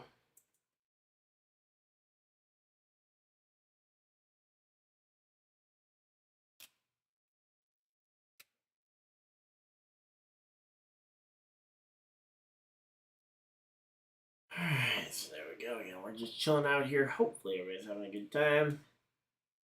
So Darlington next week. We've got Throwback Weekend up next, which again I didn't realize until like 2 days ago that the Throwback Weekend was this week. I thought it was Mother's Day weekend still. So yeah, I was definitely caught off guard by that. But some of the throwbacks are absolutely beautiful. And then there's Chase Elliott.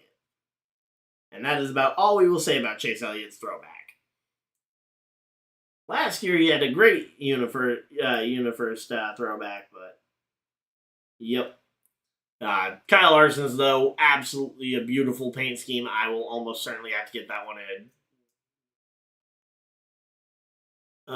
Try to tournament championship game. That's where you're going to hit it. Not sure what you're saying about that, Kenneth, but yeah.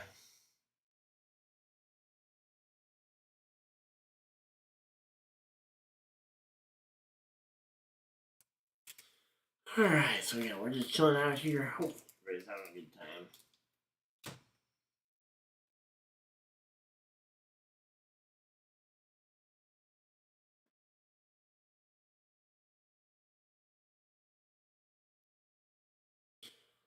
Alright, so yeah, we're just chilling out here. March Madness final game. I mean, again, I've got Florida versus Tennessee in the finals. But yeah, if you're talking about a different like app or whatever for tournament game prediction, again, I filled out one bracket over on CBS before the tournament started. That's the only bracket I've filled out. But yeah, we are just chilling out here. Hopefully, everybody's having a good time.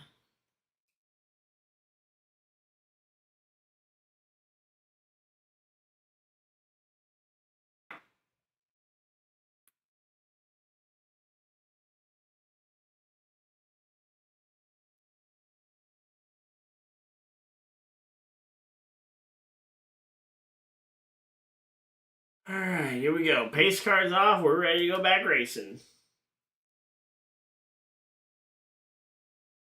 And here we go.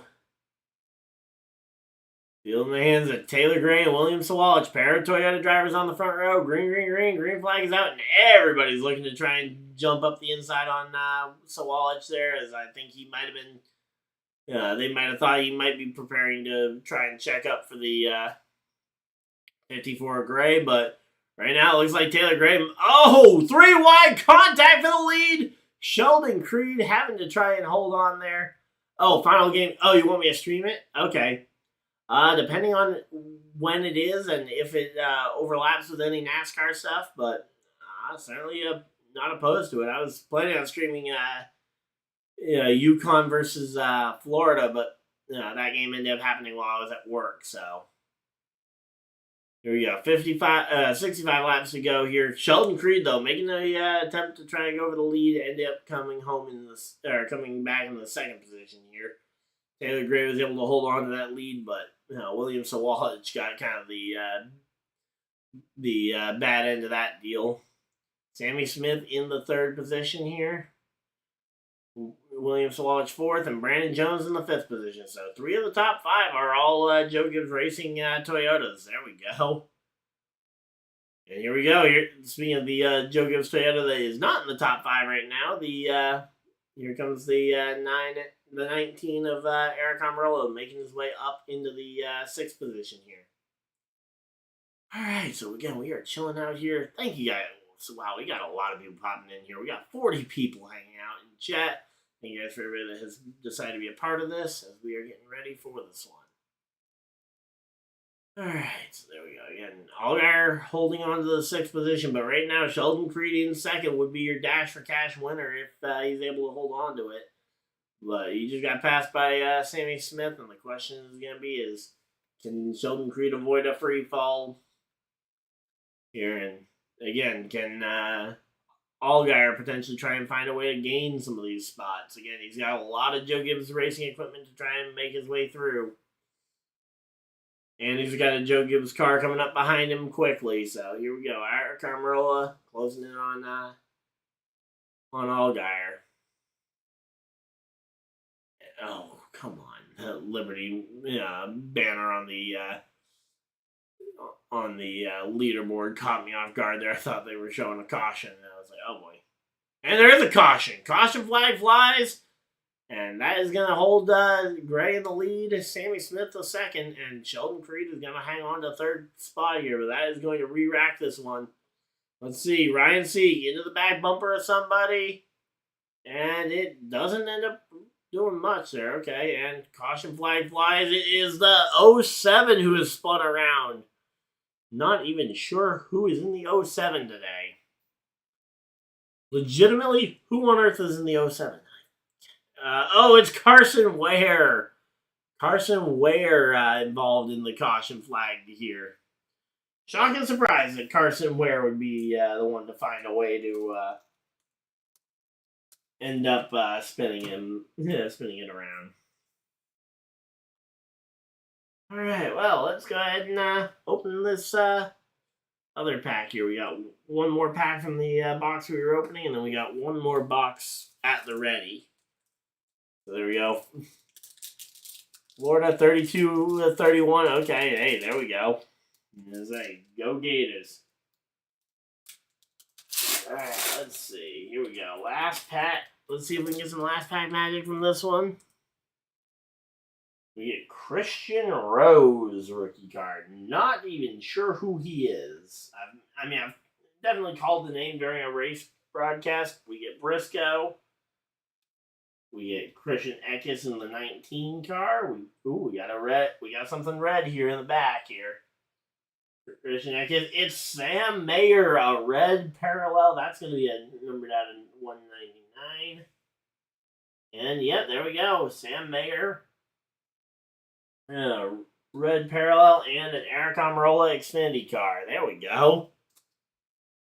So we managed to pull a pretty cool Sam Mayer card there. Not a rookie.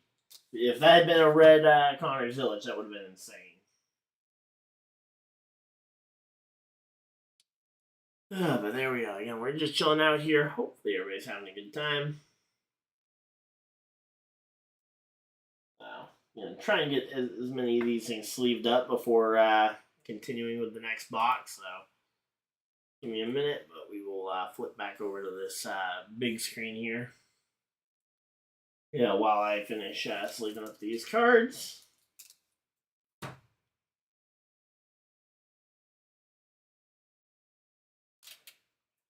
Alright, so 57 laps to go. Still plenty of time for things to change here, but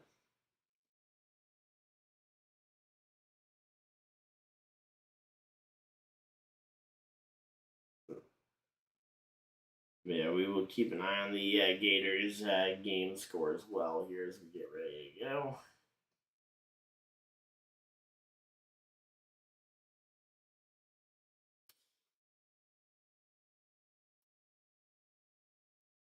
Alright, well, there we go. Again, I haven't gotten a chance to see if Florida's big guy has played at all. Well, we got, what is he, like 7'9" or something like that? The big guy, the tall guy in Florida. Damn, big guys out of Florida, though. Florida had Florida's football team had their pro day this week. And our biggest athlete ever, Derek Watson, came out and showed out at the Florida pro day there as 6'6",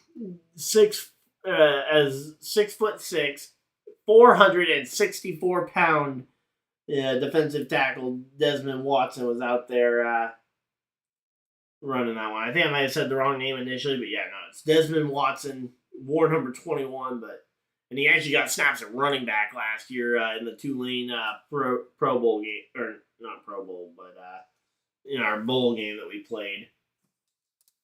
So there we go. Again, we are just chilling out here. Hopefully everybody's having a good time. And they're getting the 1 to green. Okay, so we are getting ready. We'll be getting ready to go back racing here shortly.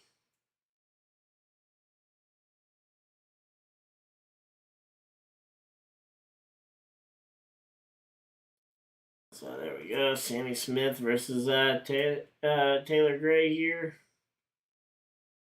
And that inside line, definitely the preferred line here as everybody's getting into line, getting ready for this one.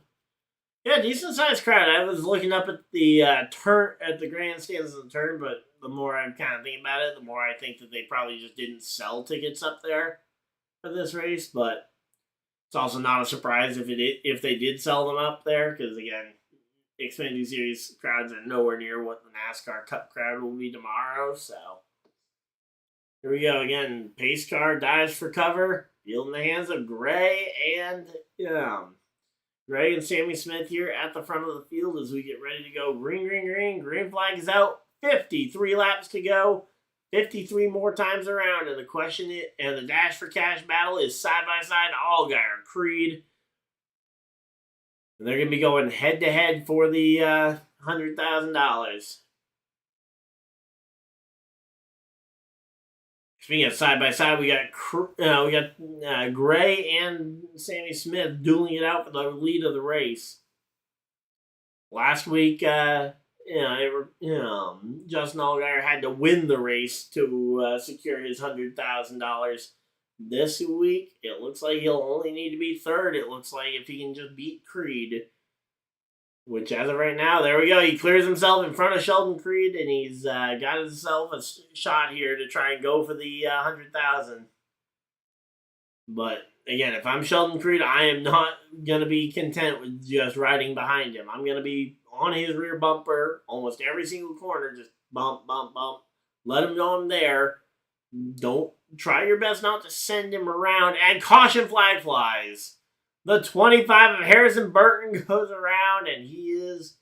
That brings out the caution flag yet again, and we got ourselves another caution flag here. 50 laps to go. All right, Florida scores again. They extend their lead here, 36-33.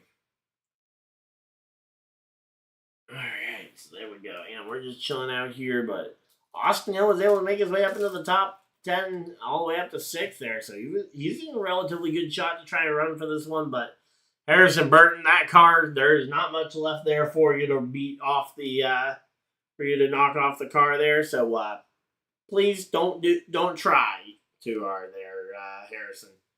Might be a good time to just park it at this point. I mean, obviously, I'm not a fan of NASCAR telling drivers when to park it.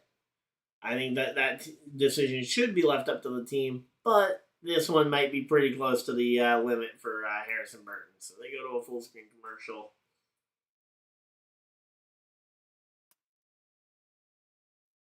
All right, let's go ahead and get these. Still can't believe the Bill Elliott we got was a 1 out of out of 25. There we go. Yep, Dead On Tools. They've been a sponsor of the Truck Series, playoff race at Martinsville a couple of times as well. The Dead On Tools 200. So,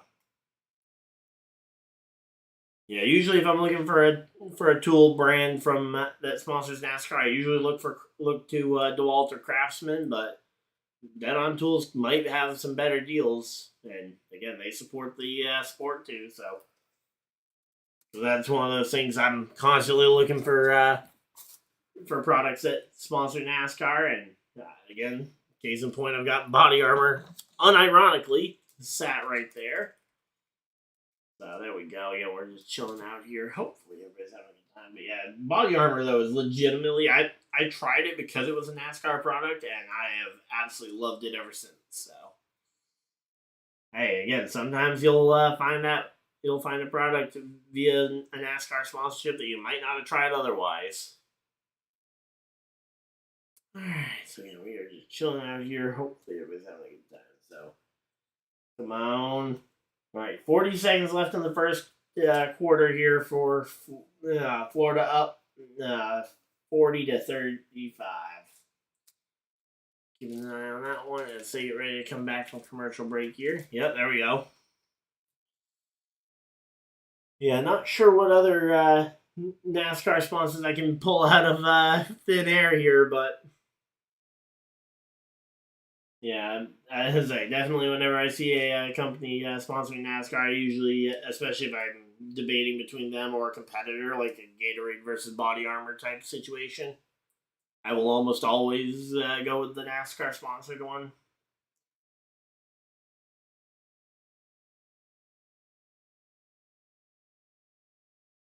So there we go. Eric Almirola in the Young Life car.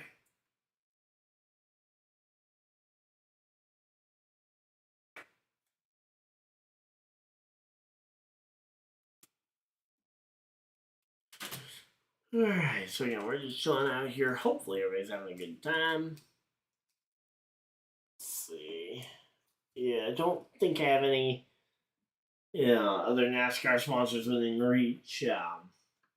Got my Swedish Fish over there, which is not a candy company that sponsors NASCAR, but I don't know if NASCAR has a candy company sponsor outside of maybe the Arc Menard series with the Reese's Sweet Move of the race. Here we go, doing the choose cone, which means we're going to be going green next time by. Green next time by.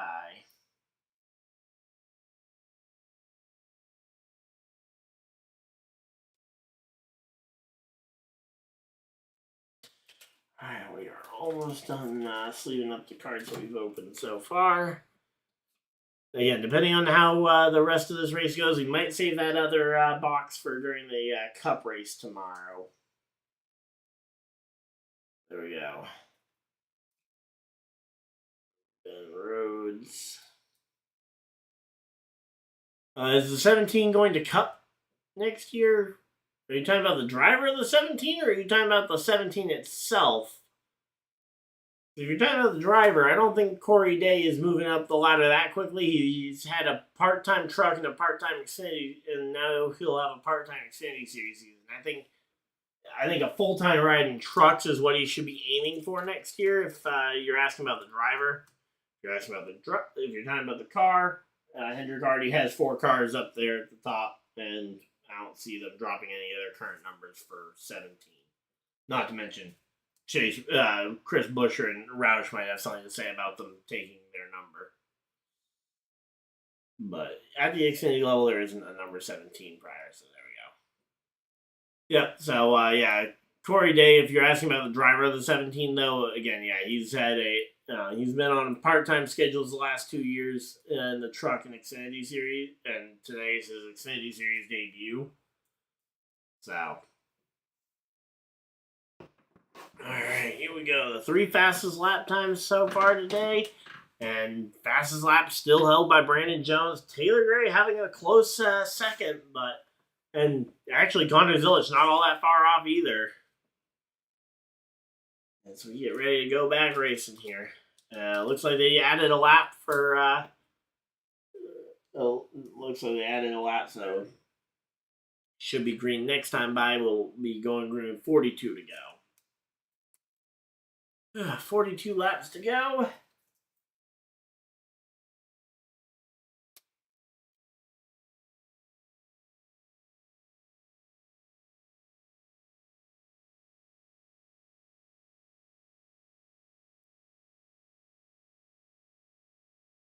Alright, here we go. Pace cars running off the track. Field in the hands of Gray and Sammy Smith as we get ready to go back racing. Again, 42 laps to go at the line. 42 to go at the line. Green, green, green. Green flag is out. We are racing here at Martinsville. 42 laps to go. Not a lot of time left. The question is, can they go ahead and make this one happen? Can they get something to go right here? Alright, so there we go. Taylor Gray jumps out to the front, to the top spot there.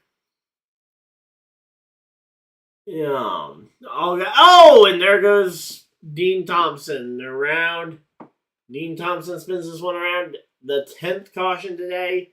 Again, the average number of cautions for a Xfinity race at Martinsville recently has been 13 over the last 9 races at Martinsville. Also, definitely possible that we could hit 13 today. I mean, hey, law of averages says we should.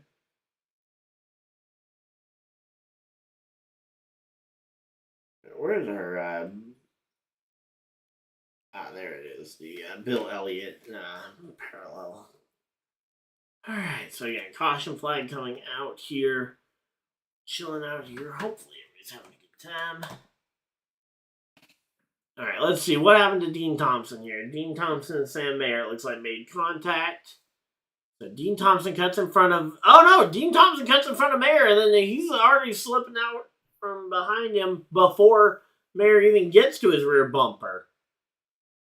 Yeah, as I say, he starts to slide before Mayer even makes contact. I mean, that was weird.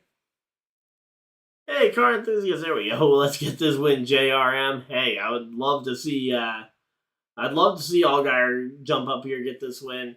Sammy Smith, I mean, the paint scheme's not my favorite, but the guy the driver is a solid one. Come on, Carson Kvapil from 6th to 1st. Let's see it. That would be the one I'd be. Above all else, I am, again, rooting for Carson Kvapil to get this win. I think that would be an amazing one. I don't remember specifically if he named this as a potential track that he could get his first win at, but when I talked with him, he was he also didn't have a deal announced yet for next year, and he didn't have a deal announced yet, and he didn't want me asking about it, so I politely didn't ask him about it, but yeah. So Carson Kvapil though running this one. Yep, driver of the number 1 car. Yeah, the spelling on it is definitely weird, and I think I'm pronouncing it right with Kvapil, but yeah, his dad's a former Truck Series champion. There we go again. Taylor Gray driving the number 54. 38 laps to go. We got plenty of time, but yeah, at some point, I think time is going to start to become a little bit short here.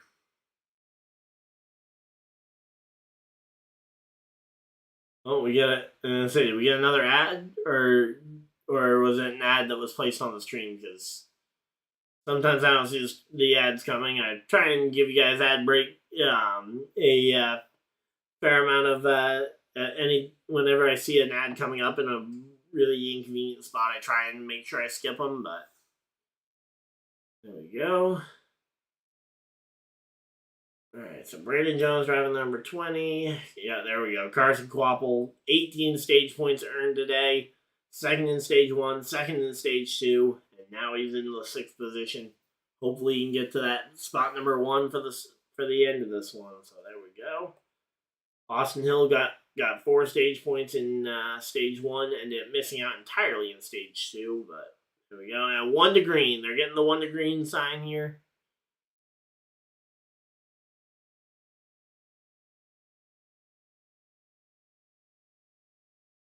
So there we go. 1 to green. Sammy Smith and Taylor Gray will be on the front row. Creed and Allgaier fighting it out for the $100,000 in row 2. Talking about a big money row there.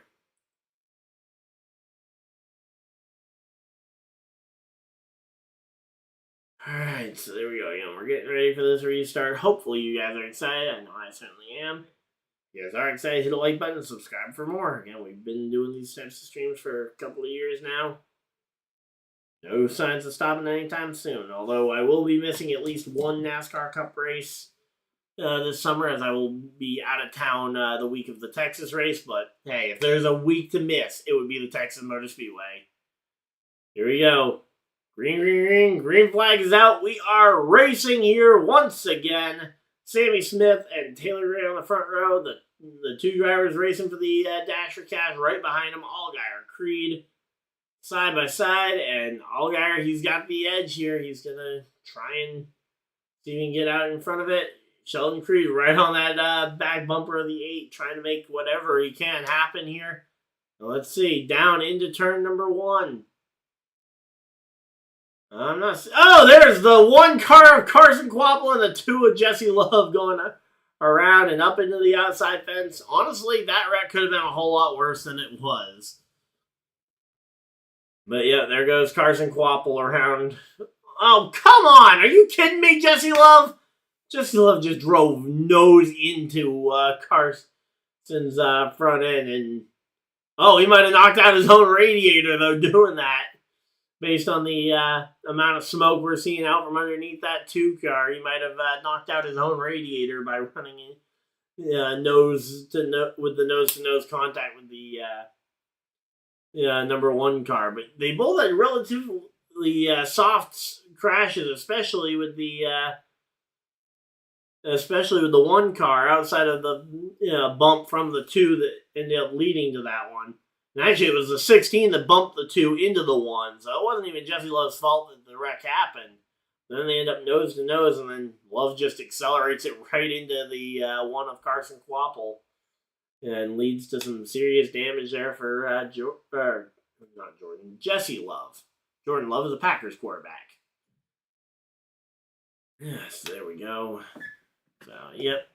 Oh, sorry, that was in the first half that they got to 40 to 37 for the score on the Gators game. So, Gators lead at halftime by 3.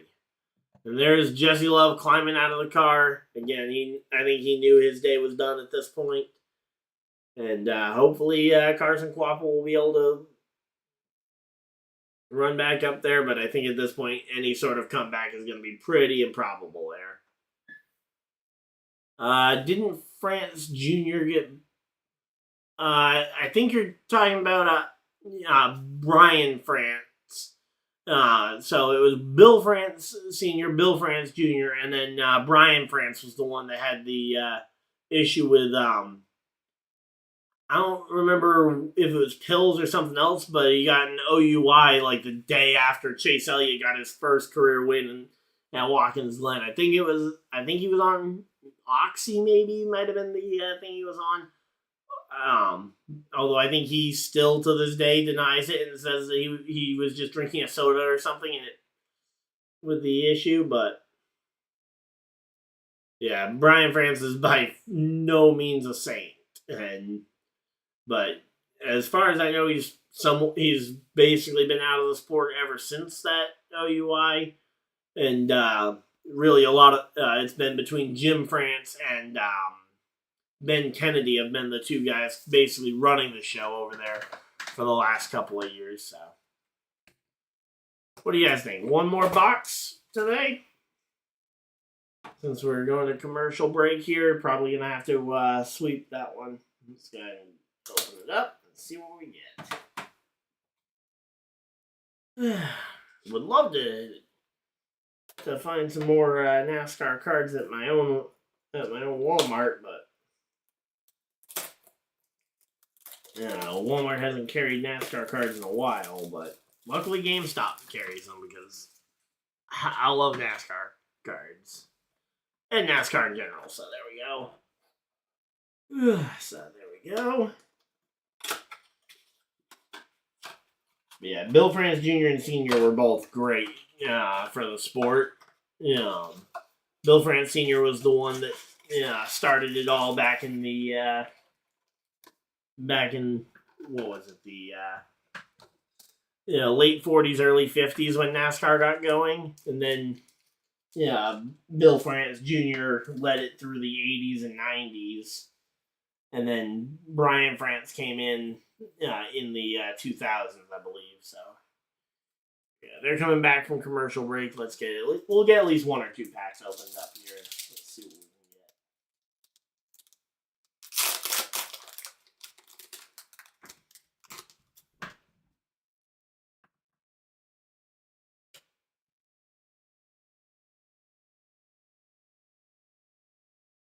All right, and we get Matt DiBenedetto. Hey, we were just talking about him being in the field, driving the number 99 car tonight. Mark Martin in the Viagra machine. Sheldon Creed. Groovy Jimmy Johnson. And we get the blue cracked ice. It's a Jesse Love. Not the coolest blue Jesse Love card I've gotten, but that is a pretty cool one here. So there we go. Bobby Isaac. Yeah, hoping for the Bobby Isaac card. I would love to see one. I haven't seen a Bobby Isaac card in the card set. I don't even know if he was in this one, but considering the amount of them that I've opened, I would have assumed I would have seen most of the potential driver pool here. Noah Gragson. John Hunter Nemechek. Oh, that's a Ty Dillon Rackley War truck. We get the green Todd Gilliland Generators car. And the blue cracked ice. It's an Alex Bowman. There we go. All right, we get ourselves Alex Bowman, blue cracked ice. But yeah, Bobby Isaac would be a cool one to get, though. Although usually I'm looking for rookies, but some of the older drivers, especially legendary ones like the Bobby Isaacs, the Bobby Allisons of the world. Even Richard Petty being a really cool one too, although I'm sure they mass produce Richard Petty cards at this point. So here we go. Tyler Ankrum. Oh, I see some red here. Speaking of Richard Petty. There he is, Richard Petty. Kyle Busch. A red Dale Jarrett numbered card. And the last card, it's a Chase Briscoe base. All right. Let's see. Is that one numbered? Yep, out of 199 as well for the Dale Jarrett. All right. Well, we got ourselves some pretty cool cards here. Let's see. We got 3 packs left. Are they doubling up and getting ready for this restart here? I don't want to miss the restart here if we... Okay, they're... Oh, no, they're not doing the choose count. So they're going at least one more time, at least 2 more times around. All right, let's see. But yeah, that was a pretty good pack. Because that is a classic-looking Richard Petty scheme. The Dale Jarrett numbered out of 199.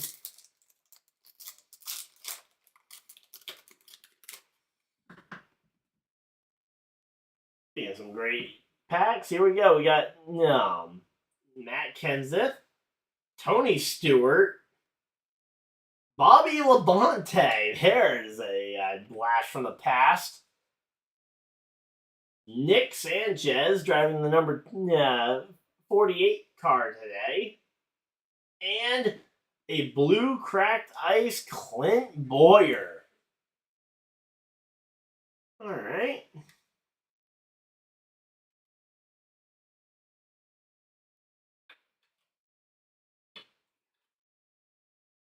Certainly not bad. All right, they should be doubling it up this time by, which means we'll green label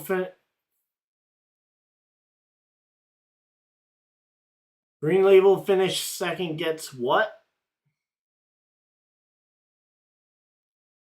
If you're talking about what the green label represents, I'm not exactly sure. I'm assuming it's rarity, but the green ones that I have, I've only got one green that's actually like numbered. But yeah. Yeah, we still got 2 packs left, so yeah, we'll see if we get another restart, but I believe we are going to be seeing them double up this time by with 25 to go. And I do not want to miss this restart, but there we go. Matt DiBenedetto. Connor Zillage still out there despite that car barely holding itself together. Yeah, Matt Kenseth and Tony Stewart. Yep. The fact that those 2 were in the same pack is a funny one, so there we go. Alright, we seeing them doubled up here? Come on. Let's get ready to go back racing here. All the 4 Dash for Cash drivers inside the top 8. That is that's going to be a fun one. Oh, 100, sorry, yeah, the 100K green label drivers, so, yeah, the Dash for Cash drivers running for the 100 grand bonus. All they have to do is be the highest finishing of them, and yep, here we go. They're going to get the 1 to green and the choose cone this time by, so, yeah. So, any of the drivers with the green label on the TV broadcast, those are your Dash for Cash drivers. So, they don't have to win. Allgaier or Creed don't necessarily have to win to get the 100 grand. They only have to beat the other 3 green label drivers. So, again, this week it is... this week it is Allgaier, Hill, Creed, and Mayer are the 4 drivers. And the top 4 in tonight's race, assuming that they're all full-timers, so Eric Almirola won't be eligible for it. But the top 4 finishers in today's race will be the Dash for Cash drivers, Dash for Cash eligible drivers next week. So guys like Gray and Smith who haven't been, who aren't in it this week, will have a chance to go for it next week. But here we go. Pace car's off. Green flag is out. And here we go. Let's see. Yeah, that would be funny if Creed won the Dash for Cash without the race. I think he'd be pretty upset with that one. But here we go. Taylor Gray off of the lead. Sammy Smith making contact with his teammate Justin Allgaier here as they're running side by side here for the second position. And Sheldon Creed in, so he's in 4th here. He's got a second car on the outside line here, but again, right now Taylor Gray just trying to run away from the field and trying to not look back. Because, again, right now, the battle for second is going to keep them occupied, and that's going to allow Taylor Gray to potentially open up a lead here. Sammy Smith trying to clear his teammate, and he does. Sammy Smith is able to clear his teammate, but, you know, Allgaier is able to fall right in line, right behind Sammy Smith. So there we go. Everybody getting into a nice single file line here. Austin Hill's still on the outside. He's going to be trying to make some moves forward, but at this point, this far back, it's going to be pretty tough to do. And here we go. Daniel Dye up the inside. He gets to the back corner, and yep, there it is. Yep, there's another wreck. Christian Eckes involved. Nick Sanchez is destroyed. The 28 of Kyle Sieg is involved. The 11 of Josh Williams, and we got ourselves yet another caution flag. Car enthusiasts, you know what would be even funnier, though? If Creed finishes second in both the race and the Dash for Cash and finds a way to get 2 second places in a single race. There we go. That's how you make that one even more embarrassing for Creed. But, man, that was a big wreck. Again, hopefully everybody involved is okay. And, again, the good thing about a track like Martinsville is that the speeds and impacts are typically lower, so a lot higher chance of drivers being okay and able to climb out the car, and Christian Eckes is climbing out of his car A-okay. He'll go to the infield care center for an evaluation because you always want to make sure that you get checked after being in a car crash, but yeah, again, that's kind of the good thing about these lower speed tracks like Martinsville, like Richmond, where, yeah, but yeah, that all started with a Brennan Poole checkup there. Oh, no, I know, and then it started even further up with Daniel Dye looking to the inside there, but yeah. There we go. Even Creed would laugh at that one. Yeah. Again, that would be one of the funniest way. I think that would be the funniest way for that to go. But yeah, so that was Sam Mayer on the back bumper of the 16 that ended up sending the 16 around. But yeah, there we go. Again, Sanchez, Williams, just nowhere for them to go. And the red flag is being put out. The red flag has been deployed here. Let's see. Green and white car wants to be Dale Sr. Yep. I'm assuming that's the 41 of Sam Mayer that you were looking at. But yeah. I mean, granted, ironically, the other green and white car in this situation, Christian Eckes, has been driving the Dale Sr. style all afternoon. He's been involved in he's been shoving cars into contact on like 4 different occasions tonight. But, yep, there we go. Let's go ahead and since we got the red flag out, let's go ahead and open up some more packs, because I don't think there's much more we're going to learn from this one, but yeah. Yeah, not much that was going to happen in that one, so here we go. Last 2 packs that we got here. 2 more packs to go. Alright, again, I'm hoping for, honestly, a rare Carson Kvapil rookie card. I already got one of his, but if I can get one like a green or red parallel, would be amazing. Alright, let's see. Alright, we got 5 cards here. We go AJ Allmendinger. There we go. Daniel Suarez, a weird, smoke or something on the front of that one. I'm not sure. That's a little bit of a weird card. I don't know if that's intentional or if that's, oh, yeah, no, that's, that was from his burnout at the, that photo's from his burnout. It's just a really weird photo to use. Yeah, Sammy Smith. You guys come over to my friend's stream. Say, which stream is that, Kenneth? But yeah, we got Sammy Smith from last year. Justin Allgaier. Wow, we're getting all the junior motorsports guys except for Carson Kvapil. And Ryan Preece, Blue Cracked Ice. There we go. But yeah, I certainly wouldn't be opposed to potentially popping in and raiding somebody. If somebody else is also streaming, say this, or even March Madness at the end of the race.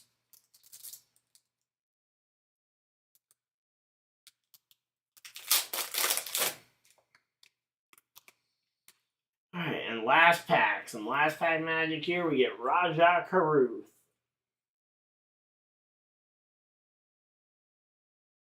Chris Buescher. Joey Logano. Here we go. Tyler Reddick, Groovy. And what's this? And it's just a regular base card here behind. And it is Kevin Harvick, the final card of the day. There we go. That's a Groovy card. Oh, it is the Groovy Tyler Reddick is actually a numbered parallel. There we go. All right, Dixon Way for some baseball. Hey, I might check it out. Let's see. But yeah, they are currently under the red flag. But yeah, that is a numbered out of 25 for the Tyler Reddick card. Let me see if I can get that in picture here.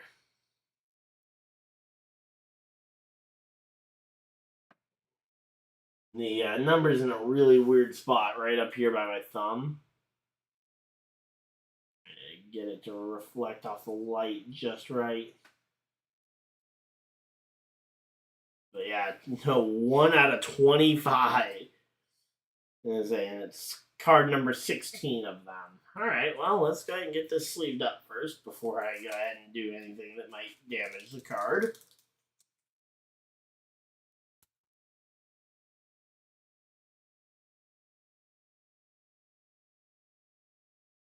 Alright, well, we managed to pull that one out. Let's see. Alright, we'll check it out. Is Misprint MLB calendar worth anything from 25 years ago? I'm sure it's oh wait, sorry, that's a misprint. A misprint MLB calendar. I'm sure that thing's worth something.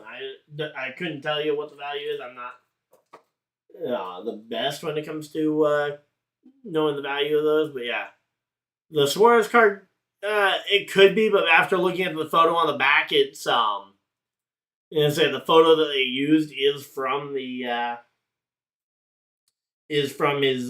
win at the Atlanta Motor Speedway, so it was taken during a burnout, so it was potentially the smoke was probably intentional.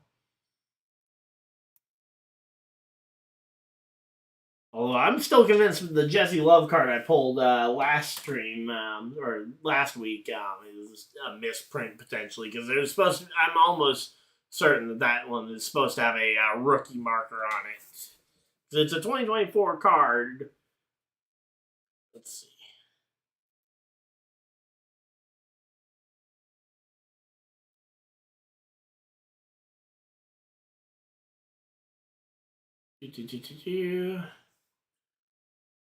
All right.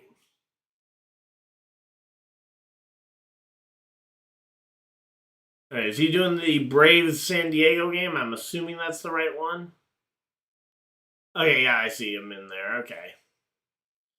So yeah, we'll go ahead and drop a raid on here. So if you guys haven't done a raid here on YouTube before, we'll go ahead and I'll explain how it works to you guys. So I'll drop a link to this guy's channel. He's streaming the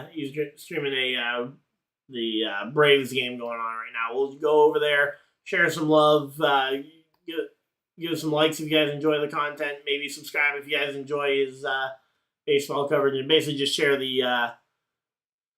some of the love and the viewership around, and we will skip around ahead. So here is going to be the link in the chat, and you guys can go ahead and just say hashtag Ryan Raid or some other way of letting them know that you guys came from here. But yeah, again, that's how we typically do them, and then just pop back over here at some point if you guys want to catch the end of the race. We're currently under a red flag, so you're not missing anything. So there's the link.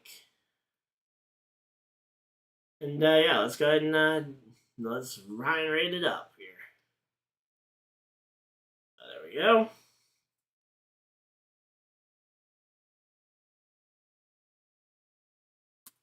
Alright, there we go. Alright, so there we go. Again, we're just chilling out. Again, we're still a long way off from the from this race being official. Again, first 54 laps 0 cautions. Since then, 12 cautions, and we're on pace to potentially hit the average. There we go. Again, we're under a red flag here for the for a massive wreck down the back straightaway.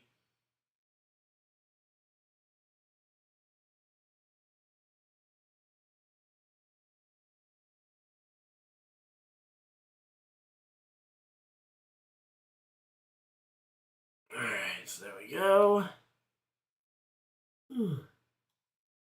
But yeah, again, we're just chilling out here. But yeah, it's like feels like 20 cautions. Yeah, well, I mean that's what happens when you go 87 laps of caution period so far. Because yeah, it's only been 12 cautions, but we've ended up pacing for 87 laps throughout it. So yeah, it definitely feels like a lot longer. There we go.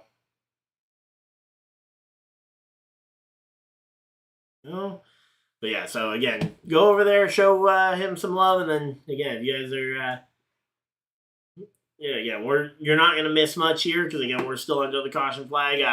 Jesse Love is out of the infield care center after his crash that ended up leading to him being out of the race. So there we go. And yeah, they're showing a replay here. I thought our car was good. We had one in stage 1. As I showing the replay to him. First time he's seen the replay.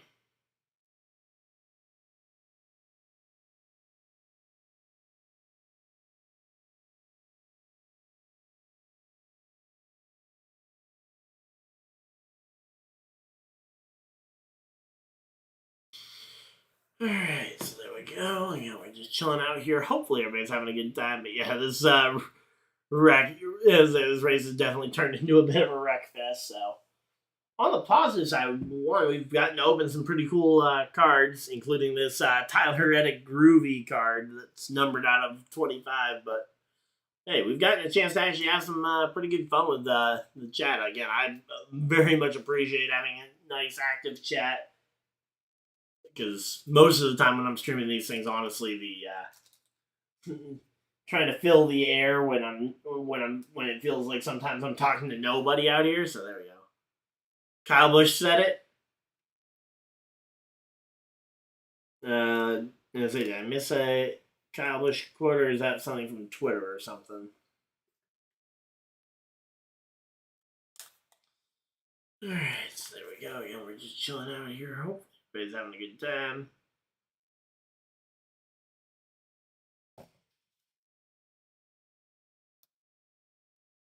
All right, so yeah, we're just chilling out.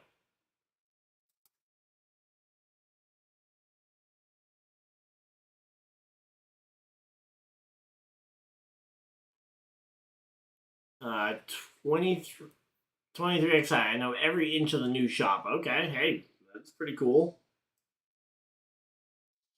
So there we go. Again, just trying to sleeve up some of the cards we did pull.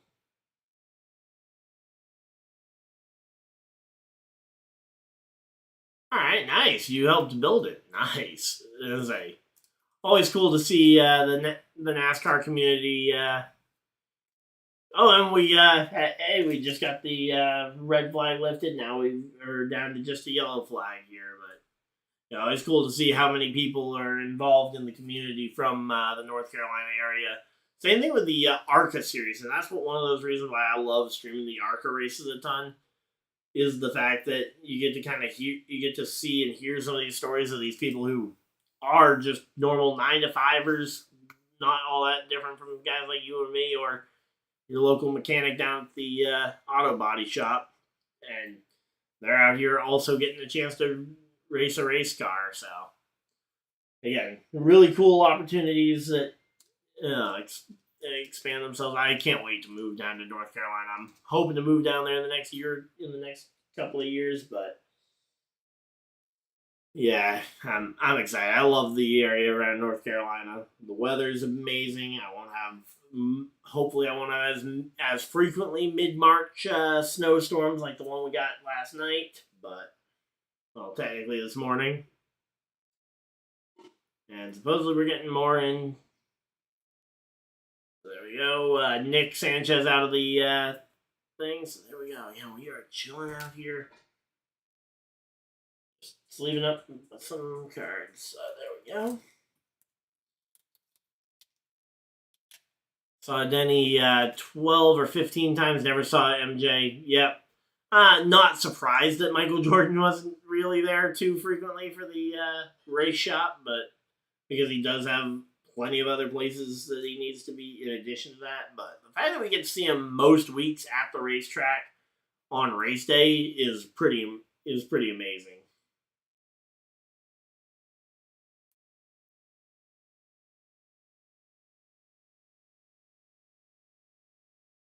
But yeah, there we go. And showing some of the replays of Taylor Gray getting moved out the way for wins. And, oh, that was actually Eckes moving Gray out the way. Oh, boy. And we've seen it as Eckes is already out the race, so at least we won't have that happen again. But Taylor Gray has gotten knocked out of the way his fair share of times for race wins here. Alright, so again, they're pacing though. We're going to be getting ready for the restart. Hopefully you guys are excited. If you guys are, of course, hit the like button and subscribe if you guys are new. So you guys don't miss any future videos or live streams. We got 50 people hanging out in chat. Thank you guys for everybody that has decided to spend a portion of your day here with us. As again, we have got ourselves 15 laps to go here before we hit overtime, which will probably happen, honestly, at this rate. But again, Taylor Gray has the lead. Could potentially be looking at his first NASCAR Xfinity Series win. He never won at the truck level before getting the promotion. I was somewhat critical of it, but so far this year he's made me eat my words, and I think he has actually got some talent in him. Certainly has made some questionable choices in terms of character. Okay, he said thanks for the raid. All right, hey, always cool to, again, I love supporting the community. Hey, when we do the NFL draft one, we'll absolutely be doing some raids. Might even do a raid after each pick, depending on how quick the NFL draft ends up going. But yeah, definitely excited there. Unfortunately, NASCAR doesn't have too many prolonged breaks, so it's hard to have a kind of like a plan to go ahead and raid people, say at halftime of each race, because even the stage cautions, you get like a 2-3 minute caution. So there we go. Raid is for bugs. Yeah, well, that's a different kind of raid.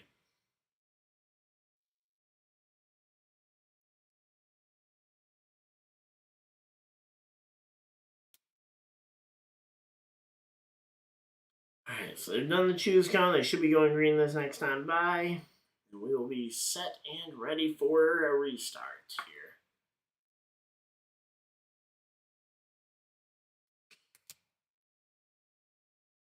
Yep, there we go. Pace car pulls off, leaving the field in the hands of Gray and Allgaier on the front row. Here we go. Taylor Gray, a rookie. Yeah. And say Justin Allgaier, a veteran with $100,000 on the line. Green, green, green. Green flag is out, and we are back to racing. 54. Taylor Gray drives the number 54 car. Here in the NASCAR Xfinity Series. There we go. Taylor Gray able to jump out. Ooh, we got some smoke out of the cars in the back here. 12 laps to go. And Sammy Smith also follows on through. And, oh, man, a ton of smoke coming from further back in the pack. Not sure as to... Oh, it's coming off the rear end of Eric Almirola's car. Eric Almirola has some rear tire smoke. Oh, and the 39 of Ryan Sieg as well with some major tire smoke here. Ultimately doesn't bow out. He's not going to pit road here. He's going to try and run this thing out. I think NASCAR might tell him to come to pit road if they think that he's a hazard out there. But as of right now, they have not done any such thing. So here we go. We got Allgaier out in front of the Dash for Cash drivers. Creed and Hill battling it out right now for the second position of the Dash for Cash guys. And caution flag flies, and it is the 81 and the 51. Jeremy Clements and Connor Zilic finding each other, and oh man, that is another caution flag. Come on. Yep. Another caution flag. Yet another caution flag here on the day.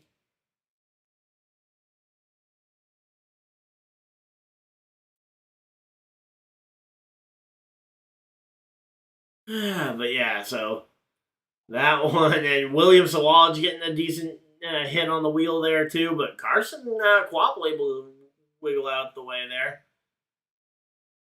And I thought that was going to be Chris Wright running into somebody else even further back, but yeah, the 88 definitely got hit from behind. There's no way he was overdriving the corner that badly.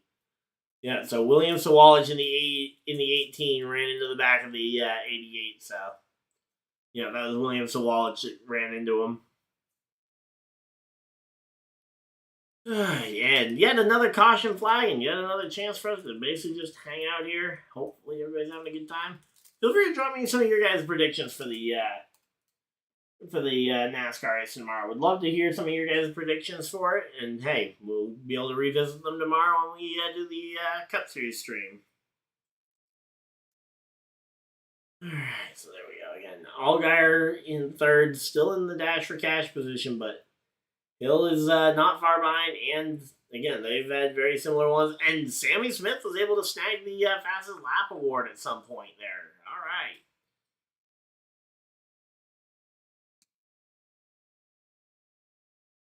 right. All right, there we go. Again, we're just chilling out here. Hopefully, everybody's having a good time.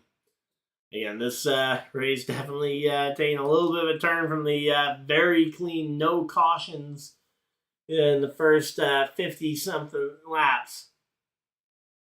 Predictions, The Rock. I say, if you want my Rockingham predictions, I can definitely come up with. I can try and come up with one, but it's hard to really kind of guesstimate there. But all right, car enthusiast thinks Blaney's going to get it done tomorrow. All right, I have not seen where he qualified, so definitely possible.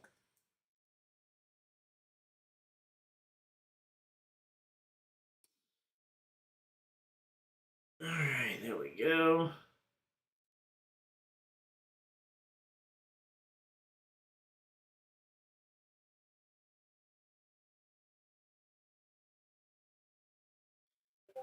Alright, yeah, we're just chilling out here. Hopefully everybody's having a good time. And yeah, showing a throwback to last November's race, the last time the Xfinity Series cars were here. It was Eric Almirola going to victory lane in that one. It was Eric Almirola over Sammy Smith. So, hey, we could. I'm a 5 guy since Junior retired, but the 12 speed is crazy. Yep. I mean, hey, I wouldn't put it past, let's see. Guesstimate is a word I invented. I don't know if you invented guesstimate. I think that word has been around for a little while longer than any of us probably have been. But yeah, Martins is a Sammy Smith 2 runner-up finishes at Martinsville on his track record. Alright, yeah, we are just chilling out here, getting ready for this one. No choose cone yet, so they're going to be going around at least 2 more times around, and it will be a 2-lap restart when we get going. Not overtime yet, but we are very close to it. We got 58 people hanging out in chat. Thank you guys for everybody that is popping in here. As we're getting closer and closer to the end of the race, we are just sleeving up some cards while we're at this caution flag. We will be getting ready for this one. Yeah, maybe correct. Yep. But yeah, again, I can't wait for Rockingham. I think Rockingham is going to be a blast of a race to watch. I'll be streaming it. I'll be streaming both the truck and I think I should be able to stream both the truck and the Xfinity races here on the channel, but it'll depend on my work schedule, which work can't seem to figure out what a schedule is. So maybe we'll figure something out. There we go. Gray and Smith to the inside, Allgaier to the outside. Allgaier and Hill, the first 2 on the outside. Creed goes to the inside, Sam Mayer on the outside. So the first 3 drivers on the outside are 3 dash for cash drivers trying to go for the points. That's going to be an interesting one. Hopefully we'll get a chance to see it here soon.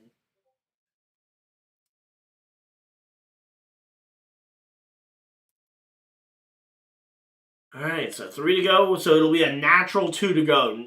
A natural green-white checker, not overtime. No overtime yet.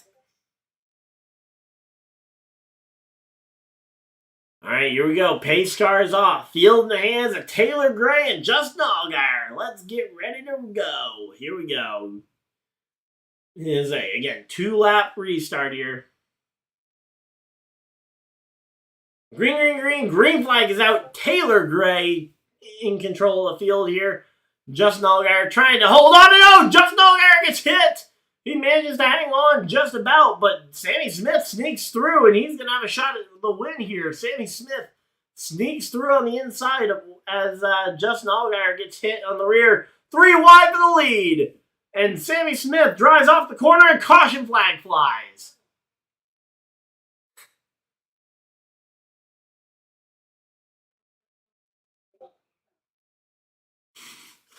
Caution flag flies. Matt DiBenedetto goes around, and that is going to be yet another caution flag.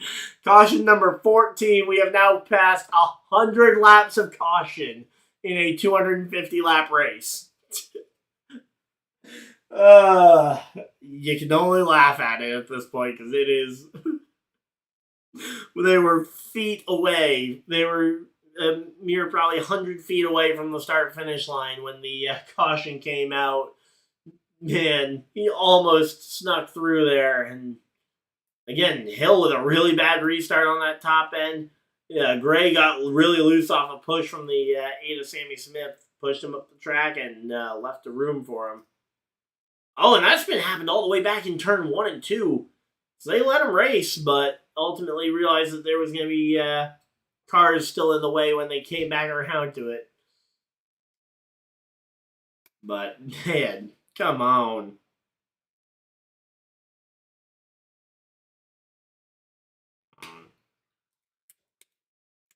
But yeah, so again, Matt DiBenedetto, the driver involved there. Again, they let him race it out as far as they could, but again, once they realized that the drivers would be driving back into a wreckage field, they had to throw the caution. 14 cautions and now 101 laps. Yep, and we are going to overtime.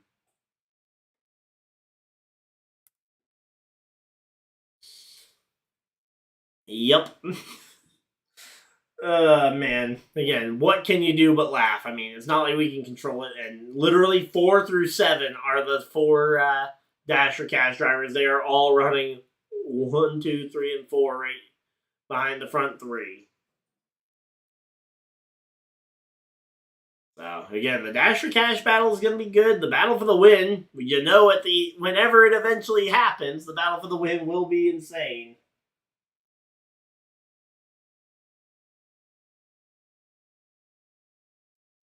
But yeah, man, that's been again. Gray was not far, or not Gray.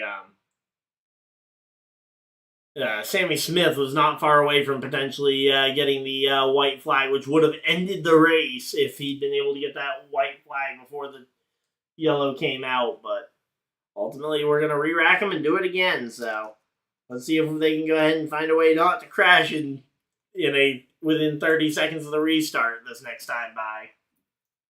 And they're still pacing. No doubling up of the field yet, so we still got probably 2 more laps as we're getting ready for this one. But man, we got 70 people hanging out in chat. Thank you guys for everybody that has decided to spend a portion of your very valuable Saturday evening here as we're getting ready for this one. Give and take, they be paid off. Rat Farmer, no offense, but I don't think the term give and take exists within the final 5 laps of a race. You could ask almost any driver out there, I think they'd be willing to admit that once you see 5 laps to go, there's no such thing as give and take, especially for some of these drivers who have $100,000 on the line, or some of them who are racing for a job. So there we go. Sammy Smith and Brandon Jones will make up the front row. We go 2 Dash for Cash drivers outside lane, 2 Dash for Cash drivers inside in line. CeeLo is out. CeeLo is, as I said, I didn't realize CeeLo on the go with CeeLo is streaming tonight. Or, but there we go. All right, so again, Brandon Jones and Sammy Smith will make up the front row for this restart. Yeah, Creed and Gray, row 2. Mayer and Allgaier, row 3. As the pace car pulls off the pit road, and let's see what kind of race we get here. So here we go. Again, field in the hands of the 20 and the 8. And here we go. Green, green, green. Green flag is out. We are back to racing here. And let's see. Can we get this one clean? Oh, nope. Not going to get there clean. It doesn't look like. Caution flag flies yet again. Caution number 15.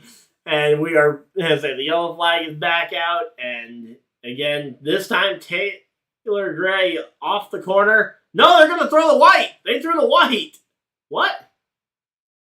Okay, I guess I must have seen something else, but I guess they didn't throw the caution. We get the white flag here down the stretch. Taylor Gray to the lead. Oh, Sammy Smith sends it into him, and then, are you kidding me?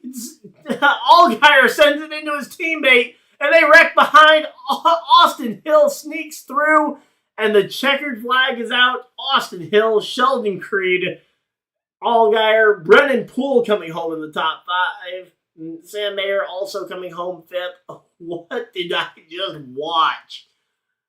Are you kidding me? Oh, man. Austin Hill wins the Marine Corps 250 here as he sneaks through after a massive wreck on the front stretch. And that massive wreck ends up leading to a number of cars getting junked. Sheldon Creed finishes 2nd in the race and 2nd in the Dash for Cash bonus. And there we go. Austin Hill beaten and battered, but Austin Hill finds a way through. Hey Thomas, how's it going? Think we're going to see a fight between Smith and Gray? Well, hey, again, as I normally do for these streams, I will be going through the full finishing order, and we'll also stay live long enough to potentially see that fight. So if it happens, we'll be here. So, but yeah, there we go. Get to the Rock. Again, I think we've got Darlington next week for the throwback weekend before we got the Rock, but definitely looking forward to it. I'm going to be doing, as Creed got 2nd and 2nd. I did not mean to put that evil on him, Ricky Bobby. But there we go. Again, Austin Hill with a great finish. Again, he ran well, and he gets the 100K Dash for Cash flag coming out to him. And man, what a good one there. We'll see who can. Okay, well, hey, definitely looking forward to this one. Again, this was an amazing race. I still can't believe what I just saw, but oh man, hopefully you guys enjoyed it. If you guys just came for the race reaction, obviously the race is over, but again, we'll be going through the full finishing order here over the next few minutes, and we'll stay live to see if there's a fight between Smith and Gray. Honestly, I'm not sure who should be starting the fight though, because I think they both took a few shots at each other there. And then I still don't know what Allgaier did. Okay, here's Taylor Gray walking down the pit lane with one of the JGR guys. So and hey, he's drinking the same flavored body armor I got. There we go. But they're not gonna keep a separate camera on him. So there we go. Austin Hill celebrating. Yeah, celebrating with either girlfriend or wife. Not sure if he's married or not, but still a great day for Austin Hill. A great race. Definitely a lot of yellow, but hey, in the end, we got a pretty good run to the checkers there. Open some more card boxes. Trust me, if I had some more cards, if I had some more NASCAR cards, I absolutely would. But I opened the last of the boxes that I had here, and let's see this restart here. Again, Austin Hill, he was the 4th place of the drivers on the restart with 2 laps to go. Taylor Gray to the inside of Sammy Smith here, just kind of watching the replay here as Hill's talking about it here. Again, I thought I saw a spin in the back, and I saw the graphics already had the caution up, but I must have just been a little bit behind. And I mean, my graphics usually are a bit ahead of what I'm seeing on the TV. So, but yeah, there we go. Austin, and then yeah, Sammy Smith just into the back of Taylor Gray. And again, I don't know what Allgaier was thinking, just driving into the back of his teammate there.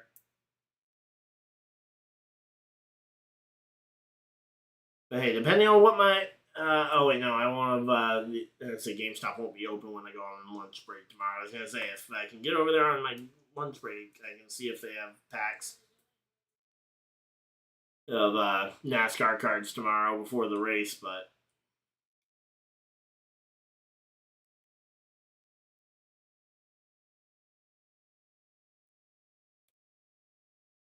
there we go. All right, but yeah, again, we're just chilling out here. All right, here we go. Taylor Gray, he's got the TV person talking with him here. Okay, let's see what he's going to say here. From Sammy Smith, okay, it sucks. Feels like we had the best car. Yeah, not enough. We had a very fast vehicle. Fastest Xfinity 1 mobile, and just unfortunate. Same story. I've lived here 2 Martinsvilles in a row. Is what it is. Is it something that ends here? Something that you remember in these races to come? Okay, so basically asking if he's trying to bait is he gonna retaliate later on? But Bristol in 2 weeks, another short track. Okay, well, hey, we got another short track race coming up here in a little bit. Again, I'm looking forward to seeing Bristol, the Bristol spring race. I think that one's going to be a ton of fun. Of course, we still got a NASCAR Cup Series race. Both the Truck and Xfinity races started off remarkably clean and end up having a remarkable amount of cautions down the stretch. So there we go. As per usual, though, let's go ahead and go through the final finishing order here. So we got Austin Hill in first, as you guys pretty well know. Sheldon Creed second.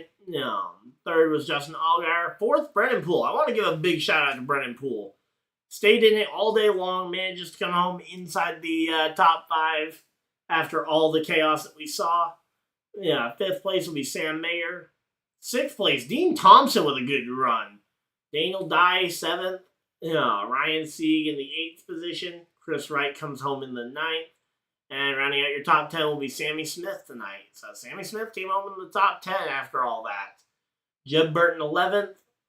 12th will be Eric Amarola. And 13th will be where we find Parker Retzloff. 14th will be Jeremy Clements. Patrick Staropoli will be our 15th place finisher tonight. Garrett Smithley will come home in the 16th position. 17th will be Ryan Ellis. Blaine Perkins comes home 18th. 19th will be Josh Williams. And Carson Kvapil will be the we'll round out our top 20 finishers here tonight. Corey Day, in his Xfinity Series debut, comes home in the 21st position. Brad Perez, 22nd. 23rd for Harrison Burton. 24th, Mason Maggio. And rounding out the top 25, Matt DiBenedetto in the 99 car, coming home 25th. 26th will be William Sawalich. 27th, Brandon Jones. 28th, Connor Zilic, after a pole-setting run and leading 100 laps early in the race. Ends up coming up with a pretty poor finish there at the end of the day after some contact. Taylor Gray coming home in the 29th position. Last car on the lead lap. Again, this is a race he is going to want back. Carson Ware coming home in the 30th position. He was one of those late cautions that ended up leading towards overtime. He ends up coming home 30th, 2 laps off the pace. Thomas Anizitia coming home in the 31st position, driving car number 70, 4 laps off the pace. Then we got Nick Sanchez, 32nd, 24 laps off the pace. Matt Snyder, 33rd. He was also out in that same wreck, 24 laps shy of the checkered flag. Then Christian Eckes, Kyle Sieg, both coming home 25 laps off the pace in 34th and 35th place, respectively. Then we had Greg Van Alst, 27 laps off the pace in 36th. 37th will be Jesse Love, coming home 40 laps shy of the checkered flag. And in dead last tonight will be Anthony Alfredo, coming home 146 laps shy of the checkered flag in 38th place. Thank you guys for watching. If you guys have enjoyed this stream, feel free to leave a like, subscribe if you guys are new so you guys don't miss any future videos or live streams. We will be back tomorrow at about 2:30, 3 o'clock Eastern for the NASCAR Cup Series race. The I don't even know what the name of the race is, but the Martinsville 500. So hopefully you enjoyed, and I will see you guys next video. Bye, whatever you guys decide to do with the rest of your night. Have a great night, everybody, and I will see you guys later. Goodbye!